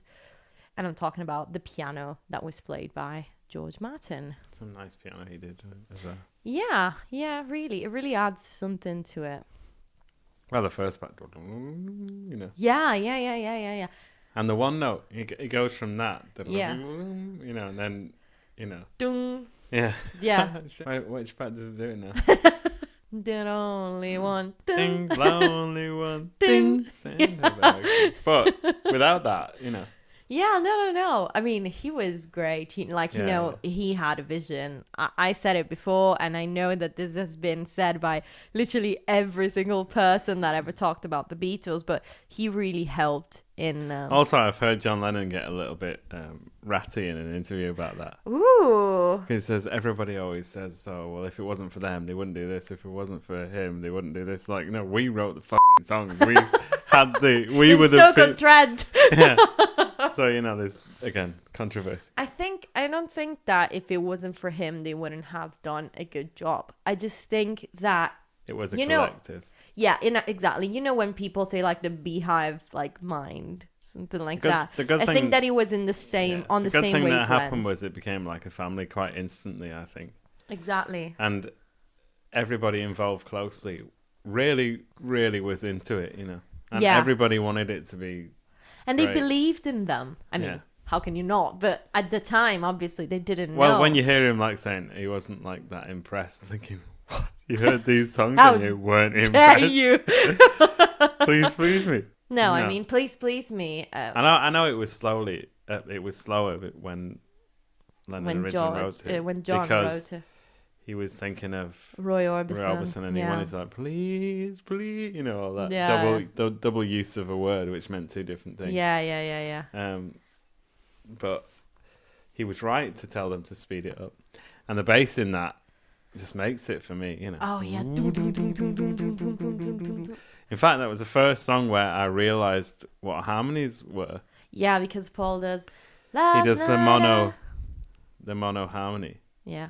And it's the first one, though, I actually was able to decipher the two notes, you know, when I first was listening. I was like, I can hear it now. Because I'm terrible at harmonies. If you don't know Liam, he's absolutely great at harmonies. You can even pick harmonies from Beatles songs that they didn't do. If only I was in the Beatles. That's the only thing lacking there. So much better. Show off. And it took me a while, you know. Because I was surrounded by older musicians who knew all these things, and they would tell me to practice and listen to these things.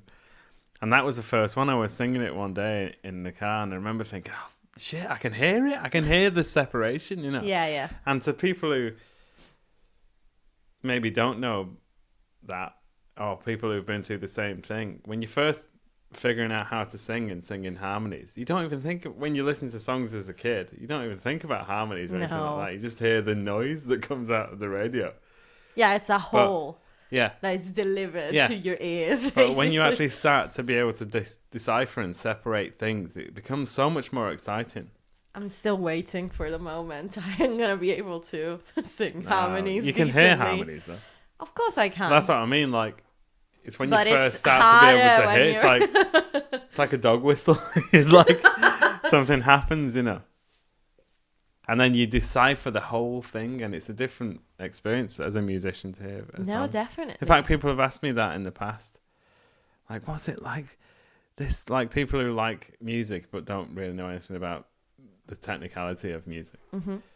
Just passively like music. Not passively, because they're into it, you know, but they don't know anything about the technical side. Mm-hmm. Like, they'll say to me, like, if they show me a song that they really like, they'll say to me, this must be so fascinating to you because you know what's going on. Yeah. And it actually is. And you know, people that don't play, for example, don't know whether a song is hard to play or not, for example. Yeah. For a while, it ruined it for me because I was so into listening to one thing in the song that you're not listening to it as a complete piece. True. I always tell myself, oh, this time I'm going to listen to the whole... It's like when you close the door and then you reopen it and you want to have like a good look of like what a person from the outside would get of your house, you know. But at the same time, you can enjoy it in a much deeper way because you'll take something about one song that you like the most And you can follow that one thing all the way through the song, whether it's a guitar line, a drum And line. at the same time, it can inspire you because once you're able to break it down, then it can inspire you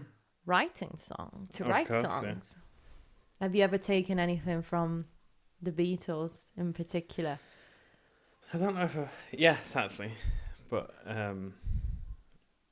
not so much directly, but it's more of a feel thing. Because like when I was writing songs for the second band that I was in, Original Replica, Yeah. Mm-hmm. like I was writing with the feel of early 60s Liverpool, if you know what I mean. Mm-hmm. And not that I was trying to make it sound like early Liverpool. It's just I was imagining myself in that time of the feel of it, that was your excitement. intention. Yeah. And when I'm writing, I'm thinking of bright, sunny, like spring mornings in Liverpool, you know. Yeah. The things that you actually think about when you're writing a song is almost got nothing to do with music, you know. Mm-hmm. It's a feel about what you... I can't really explain that, but if anyone's even interested, go and listen to I'll Never Say I Love You by Original Replica on YouTube. Mm-hmm. And you'll hear a lot of 60s influence there. Oh, definitely. In fact, there's a line that's taken from a Beatles song that I don't think ever was on an album or anything, but a friend says I do love won't mean a lot. When she says she loves you, that means a lot. Yeah. So in the middle eight in that, it goes, love can be deep inside. Love can be suicide. Well, I sort of took the first part of that. It goes, love can be deep inside. I know your love won't. So, just that first line, that's where I got that from. But it's like an amalgamation of a lot of 60s stuff. No, of course, because you absorb it. But it's on YouTube if anybody wants to listen to it. Hey. Original Replica. I'll Never Say I Love You. Again, I'm very unbiased here, but it's very good. Also, we did a song called Lucy on there. True.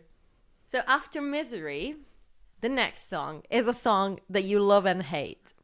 Anna. Yeah, but the reason why I love and hate it is because I can sing the verses very, very well, but then I've got no chance when it comes to the middle eight. It's very, very hard. Can you imagine, like, John sang that one, sang There's a Place, and then sang Twist That's and why Shout. I think he was an alien. It's impossible that a human can achieve these feats that No, he did. exactly. So Anna, go to him. Anna, brackets, go to. Yeah, exactly. It's a beautiful song written by Arthur Alexander in 1962. Which is one of my favourite. He wrote artists. Soldier of Love as well. Love Beautiful song. Yeah. And I think he wrote Where Have You Been All My Life, which a Beatles Yeah, did in Hamburg. yeah. And just these great, great songs, you know. Yeah, such a good songwriter. And that's why it had been in the Beatles set list from its release, because it was just released in 1962 and John absolutely loved it, you know. Then we have another song that wasn't written by the Beatles, but was written by Jerry Goffin and Carole King. Yeah, that Carole King. I actually did an episode all about her. And that Jerry Goffin. And that Jerry Goffin as well. I did an episode about Carole King, and I talk about Jerry Goffin and all the songs they wrote together. So check that out. And they actually wrote it for the Cookies the previous year, 1962 again. Well, the Cookies said they were taking the biscuit. So. Oh my God. And who sang the vocals there? It was George who sang the vocals. Podgy. Very, very nice performance. And another performance that was absolutely amazing and wasn't Lennon McCartney was the following song, Boys. Yes. Recorded in one take. Didn't know that. Oh my God. Well, And this is the thing, again, yeah. like Ringo to me has got like a little bit of the Lennon feel in his voice. Yes. Like that raspy, exactly. Yeah, that broken like, up valve you know, amp on scratchy, full tilt. Yeah. You know? That you can tell even I like think it's from I Want to underrated, Be isn't Your it? Man as well. Yeah. And it's the first song, the first ever recording actually that featured Ringo Starr on lead vocal. Oh my God, such a beautiful song. It was written by Luther Dixon and Wes Farrell, and it was the B-side of Will You Love Me Tomorrow, which, by the way, was written by Jerry Goffin and Carole King. And obviously was written for the Shirelles. And Ringo always sang this song, even like when he was in Rory Storm and Hurricanes. And he actually never really thought, no one really actually thought about the lyrics that was like from a girl's point of view. So But they were brave like that, you know. They would do no, girls' exactly. covers. That was very revolutionary because they were valid. They were nice song, which they were, honestly. They did To Know Her Is To Love Her, which was To Know Him Is To Love Him. Oh, that's just such a beautiful song as well, you know. And oh my God, I love this song. It's probably, I don't want to say my favorite from the album, but it's up there. It is up there, honestly. Boys is such a beautiful song. And Ringo, oh my God. Again, anybody that, tries to say Ringo couldn't sing, go and Please. just have a go at singing that song First like of all, he did. singing and playing the drums at the same time. But have as a go well. at doing it like he did. Have a go at singing it like he did it. My God. It's quite a performance. It is absolutely amazing. And again, since it was, they got it in one take, I feel like it's one of those, again, that gives you a feeling of, like, first of all, how tight they were. Oh, they were playing that But even every like, night, exactly, even like that was what they were playing live. Yeah. Can you imagine hearing that live, Oh my God. Just different time. The next song is Ask Me Why, which we know was the B-side of Please Please Me. And it's a pain in the ass, arrangement-wise, to play in a band. It was inspired by Smokey Robinson and the Miracles' What's So Good About Goodbye, and was written in the spring of 1962. It was recorded during the first recording session in June 1962, but then obviously that tape was destroyed. God, how did that not prick up the ears of these people who were recording them? I don't know. But then the one that we hear is from November 1962.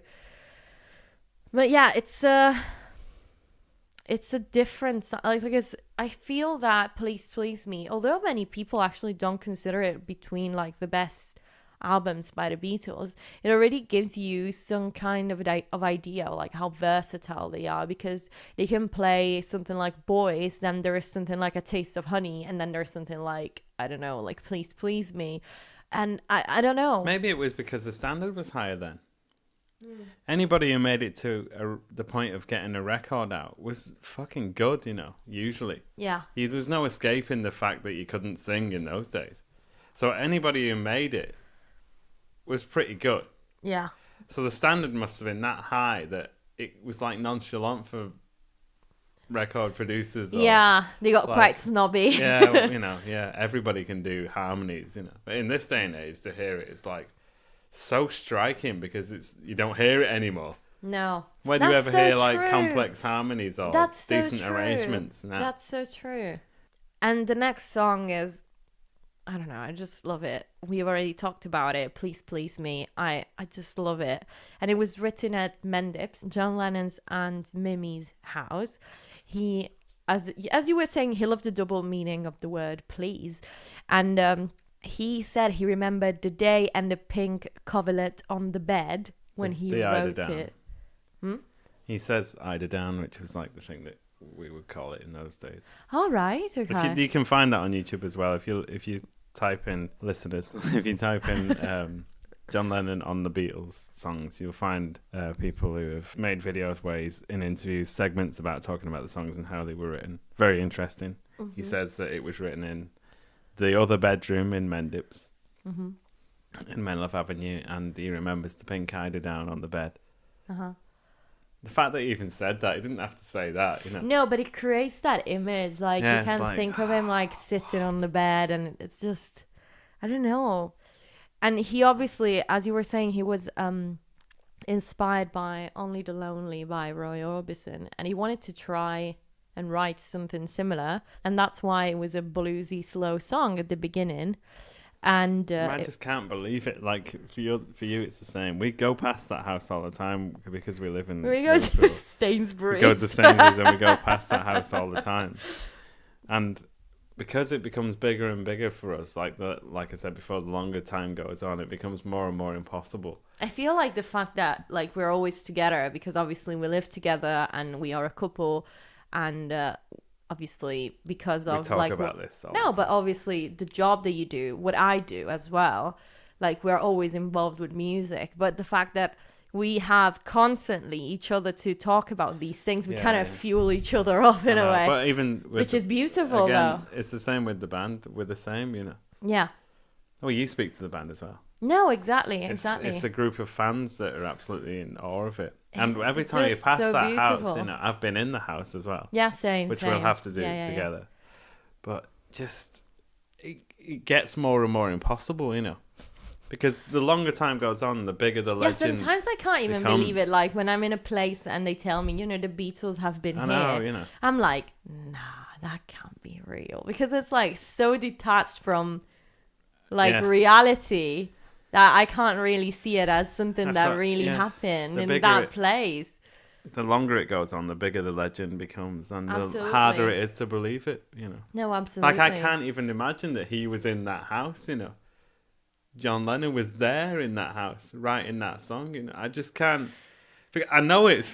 Obviously, I know it's true. He said it himself, but I can't even picture him being there. In that setting, I cannot get my head around it. It's impossible. And then they recorded the song, and the version can be heard on Anthology 1. And the main difference, obviously, besides the slightly faster speed of the one that would end up on the album, is the lack of the harmonica, which is so, it has to be it's so important there. And also the backing vocals in the middle 8 are not there in the version that they first recorded to obviously show George Martin. Is that available to hear? The version that was already sped up after George Martin told them not to do the slow one, is on Anthology 1. You can tell why they worked on the vocals there, though, because the Please, Please Me at the end is very weak. It's just Paul going, Please, Please Me, yeah. It runs out. Yeah, no, exactly. Again, for some reason, whenever I think about early Beatles, I think about spring mornings with clear blue skies in Liverpool. I don't know why that is, but that's what it makes me feel like. That's true, though. Like, now that you mention it, because it's so fresh, it's so new. It's like a spring morning. Yeah, you feel so excited and there's enthusiasm. Like, for the first time, you see the light, It's just, that's what it makes me feel like all the time. And that's how I used to write a lot of songs, Yeah. Like, I just get into my head of the feel of a crisp spring morning with not a cloud in the sky, But in this particular case, I think, even though it's recorded in London, I think of Liverpool and... Yeah. Well, it was written in Liverpool, rearranged in Liverpool. Yeah. And I love that John laughs at some point in the recording. Yeah, because... In one of the last Come On. Is that one? No, it's not. No, it's the actual one. Yeah, he's... Because it goes... I know I never even tried, girl. Instead of I know you never. Yeah. That's true. He messes up, and then he goes, "Come on." Yeah. Then next up is Love Me Do. So we already discussed that one, but the one after Love Me Do is P.S. I Love You, which was Love Me Do's B-side. It was written mainly by Paul McCartney during their stay in Hamburg in 1962, and that's why it was even played with Pete Best on their first session, but remade. But maybe he was thinking of his around that time girlfriend Dot. Actually, I read something about it, and he said that it wasn't based on reality because he never even wrote a letter to his girlfriend. Which honestly, since Paul McCartney is Mr. Public Relations, he could have like romanticized it a little bit. But he did. Most of his songs were always like made up stories. So. True. So they recorded it with Pete Best because obviously it was written in Hamburg, but it was remade in other 10 takes when they recorded Love Me Do. So Andy White is playing drums on this one, and Ringo is playing maracas, and obviously, as we know, was absolutely pissed off about it. The next one is Baby It's You by Burt Bacharach, who wrote the music. Luther Dixon and Mac David then wrote the lyrics, and it was a hit for the Shirelles again, and it was a staple of the Beatles live sets from those years. That's another one together with Misery, where George Martin added Celesta later in the guitar solo, like that instrument that sounds like a xylophone a little bit. Oh, right. Yeah. And then we have an interesting song, Do You Want to Know a Secret? Which usually, when you are performing with the band, is the first one that you sing. So it was written by John right after his marriage. And And Brian Epstein gave him and Cynthia his secret apartment that he kept for his affairs. And that was the secret. Even though I read that for some people, the secret was the fact that John and Cynthia were married. No, it's not that at all. That's completely wrong. Yeah. Because if you listen to an interview where he talks about that song, it was something like an old... something when he was growing up. Yeah, so his mom used to sing to him, "Want to Know a Secret, Promise Not to Tell." That was from a song that was called Wishing Well, featured in Disney's Snow White. That was it, yeah. And his mom used to sing to him, and that's what he thought. Yeah. And then obviously he linked the secret. I've never heard him say that, but like I've never heard him mention the secret. But it's quite... It makes sense though, yeah. Yeah, it makes sense. And he didn't write it for George originally, even if George actually sings it. But he thought he could do it because George, by that time, wasn't really a strong singer because he never, had the opportunity to sing much. And that was, I don't want to say too simple because I don't think it's that simple of a song. What do you think? No, you've got some, for me at least, there's a lot of pushing in it at places, Yeah. It's not like a laid-back song to sing. No, exactly. It wasn't. But the Beatles weren't the only ones to do it. Lennon also gave it to another of the groups managed by Epstein, Billy J. Kramer, and the Dakotas. We don't mention him. For secret reasons. Although I used to play in a club in Liverpool called the Oddfer Club. Mm-hmm. And apparently Billy J. Kramer in his early days used to practice there. Oh, that's interesting. And what is crazy is that the way he got the song was from a demo that John recorded in a toilet in Hamburg. And at the end of the demo, because it was the only quiet place there, and at the end of the demo, you could hear John flushing. I wish that demo was available. And no, they don't know where it is. I wish it was available, though. I mean, it must be hilarious. Must have been hilarious, honestly. Then the next song is A Taste of Honey. It was a tune by Rick Marlowe and Bobby Scott that also became the title of a 1961 film. The first vocal version of it... which is a great film, by the way. Oh, I've never seen it. It's very good. The first vocal version of it, because before it was mostly instrumental, it was released by Lenny Welch in September 1962, and that's the one the Beatles used as a reference. And Paul absolutely loved it. His vocal performance there is great, and especially the harmonies are so beautiful as well. Again, all of these songs, when you're growing up in bands, and if you're not really that into the Beatles, not that I never was, but there was a point where I was like, you grow up with them and you take them for granted, Mm-hmm. And they sound simple to listen to them, but if you try to do it properly. Yeah, because you recently added it to your set list as well, A Taste of Honey. And honestly, you sing it really well, but you have to have very strong and enough singers in your band to do a song like that, which is not always the case. When I first started to try and play Beatles stuff, he's coming at it from the mindset of thinking it was simple. Mm-hmm. What a surprise. Yeah. Because it's not simple at all, really. No, that's true. And talking about songs that are not simple at all, the next one is There's a Place, which, again, I want to say that they recorded it first thing in the morning. It was co-written at Paul's house. John wanted to do something Motown sounding, and Paul was inspired by Somewhere, a song from West Side Story.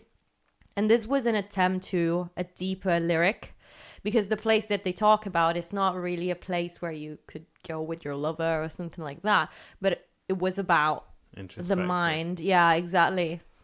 I never thought about it like that before until recently when I've heard people speaking about it, and it's so interesting when you think, especially considering how young they were. And again, in those days, nobody spoke about stuff like that in the song. No. It was all moon, June, Exactly. I mean, do we need any more reason to love them and think that they were revolutionary? Anything that you can think of, actually, in modern music has been done first by them, you know. No, exactly. You'd be surprised at how much they did first. Not us, I mean, I'm talking to the listeners who don't know. There's probably loads of Beatles like people like that. I'm not surprised, I know everything. So. No, exactly, but, it's just so crazy that, I don't know, it's... even people that don't know much about the Beatles can appreciate them, but once you learn so many things, it just makes sense that it was them, because they were just geniuses. And the last song of the album, as we were saying before, is Twist and Shout. I must say that our bass player in Shakers, does an excellent version of that. Yeah. Really good. Do you need any more reasons to go and check out the Shakers?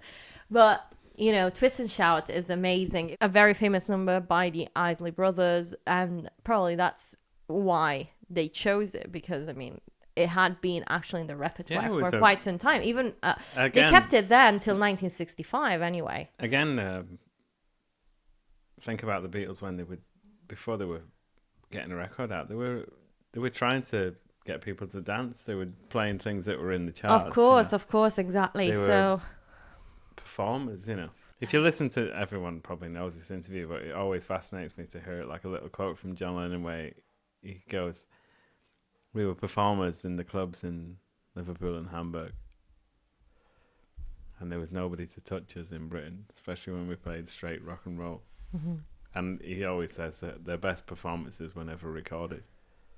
And to somebody who's like a real Beatles fan, it's like, gives you shivers. It's like, why weren't they recorded? I want to hear them, As close as you can get is probably the Hamburg recordings, Yeah, the bootleg as well, the ones at the Star Club. Yeah, because they had a really decent PA set up by somebody. I can't remember who it was that set the PA up, but it was like well advanced.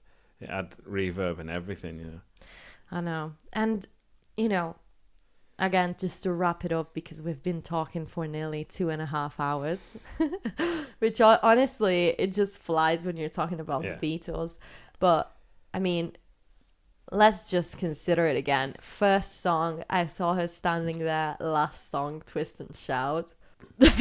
People must have thought, what is going on? I'd love to have been around at the time to experience it as it was brand new. Because it must have knocked you out, Imagine hearing that brand new as a teenager. Jesus Christ. I don't know. I can't even describe it, because obviously hearing it, I'll never know because I grew up with that, No, for me it was later on I discovered everything by myself. Yeah. But hearing it when it's already been released for like 50 years, it's different. I think Imagine that maybe hearing it on the radio or yeah. But there will be like a little bit of a generation gap. Like kids now who were born in the early 2000s, probably there's a lot of people who probably wouldn't have heard of the Beatles, Oh my god. Because their parents wouldn't have been into that. Yeah. And their grandparents I think though, in a way, that might actually even create a bigger group of fans. No, because it will do. That's the thing. Like, you feel like thing, you discovered it. It wasn't like handed to you. Yeah, you've because seen like it. Your parents you were see it at the listening Cavern, to it. There are so many. For everyone out there that has never been to Liverpool and has never been to the Cavern or even to, one of those concerts of like cover bands or something like that, you wouldn't believe how many young people we see at the Cavern that know every word to every single song. And when we say young, we mean like early teens. Yeah. Get it right from the early teens. At least it looked like that to me. It feels old. But, and it's another thing that I just thought of. When do you ever hear anybody say, I used to like the Beatles, but I'm not a fan of No, come on. You that's never not hear possible. That. Because once you're in, you're But in. even when people say like that, they don't like the Beatles, I'm like, they did so much stuff that at least a song We spoke about this a lot of times. Yeah. And most of the time it's people trying to be pretentious, Yeah. Trying to be like, I don't know. Because that's also a thing I notice here in Liverpool, though. There are some people that actually think it's cool. It's like not almost to like resentful, the Beatles. like, I don't like the Beatles. Like, it's too mainstream, But it's obvious that music wouldn't have been the same without the Beatles. And even people that are not really into older music like we are. Just like, and it's whatever you're listening to today has been influenced by them. It's fair to say, that, and I used to get annoyed at this when I was younger, but I don't get annoyed at it anymore. When people used to say, if there was no Elvis, there'd be no Beatles. And I used to think, oh. But now, obviously, that's true. That's true. They were so influenced by these people from America. Yeah, Elvis, Little Richard. Well, Little Richard did a lot for the Beatles as well. Yeah. But, Chuck Berry, even, I think, Buddy Holly, because they Buddy knew Holly, that, oh my God, they of knew that he course. wrote his own stuff, Oh, absolutely. And it was fascinating to them because he And just the Crickets, the Beatles, Yeah. But they were just lucky bastards, really. All of them who were around in that time, even as a passive listener who worked in a factory. Yeah. So we're very, very, very jealous of everyone that got to live in that era. But don't worry, we are keeping that music alive. Yes, and it's ongoing, and it's. And I follow a lot of younger girls on Instagram, even more and so it's now. so beautiful. The vintage scene's bigger now than it ever has been. been. It is beautiful, really, because you can tell that they can understand quality, and that's so good. Even just going back to my teenage years, it was so rare to find anybody that was interested. I mean, you're talking to me, let alone teenage years, but in Italy. I know, but imagine how disappointing it is when you live right near the place. Oh yeah, that's true. And still nobody knows what you're talking about. But oh my God! But today I feel there's hope. There's hope, and I'm really happy about it. Because we're still. I mean, we were born late, but we're still. It's sort of good in a way. Yeah. It's a consequence of music being so shite for so many years that young people are so desperate, to hear something, that I think these younger generations now are quite hopeful they'll keep it going. Yeah. Because when I first came to the Cavern, when I was like 19, I was probably the youngest person there, And now we're probably the oldest. Not far off. But you get the point. You see a lot of, like we said before, it's hard to gauge from our age point of view, but they look like mid-teens, like 14, 15. No, absolutely. And they know all of the words. To the rare ones. Even to the ones like... the BBC stuff. Yeah, exactly. I'll get you, and or, it's so satisfying to think it's not ending with us, Because there is that fear that these things are going to disappear into... Yeah, because you feel still lucky because you're like... towards the end of it in a way, because Paul McCartney and Ringo Starr are still alive. Kev, our bass player, always says to me and Tom, which is his son, it could be even in 10 years' time. You might get people who are new fans to the Beatles, and literally it could be like 10, 15 years, and all of the people associated with that era will be gone, Yeah. And we've been lucky enough, especially me, because I've been close to it with playing in bands. No, exactly. To meet and speak to all these people that were actually there and actually directly involved in it, And at some point in the future, when younger people are interested in the Beatles, who are well past the era of anyone that's even left alive, we will they're going to come to us yeah. and say, "My God, you actually met these people," Yeah. And then the story will continue. We will, and actually, that's another thing that Frida Kelly said to me in the dressing room. She said, it's so good to see young people. She didn't put quotes, which was quite nice of us to do that. But she said, it's so nice to see young people carrying on this music. Oh she actually said that to me. I think we can wrap it up here, actually. Did you have anything else to say? I've got loads to say, but we'd be here all night. We could stay here. We should do forever. One. There's so many anniversaries of the Beatles, Exactly, like every year we're gonna do one. I really hope that people listen to this episode in its entirety. I know it's a bit daunting seeing like I don't know. I know, but it's full of energy. You feel. I hope people will get how much it means to us, even after all the years of liking it. Yeah. It doesn't tail off. It doesn't.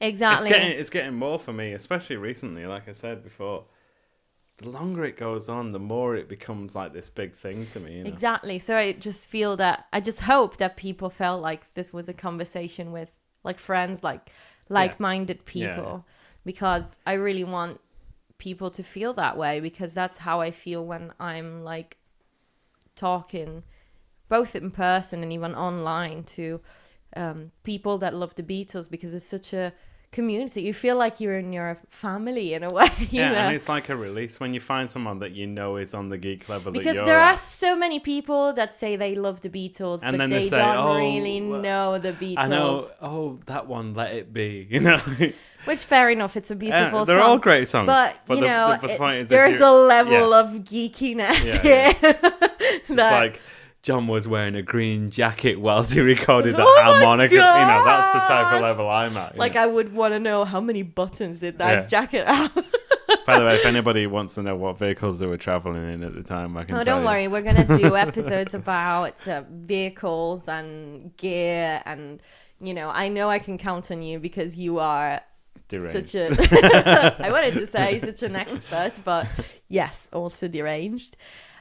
Thank you for joining me for this episode. It's been a whirlwind of emotions, but I really enjoyed going through all these amazing, achievements, and that was just the beginning of the Beatles' career. Actually, no, it wasn't. It wasn't even the beginning. Not even the beginning. And we could go. And we can go off on another tangent. That's true. That's true.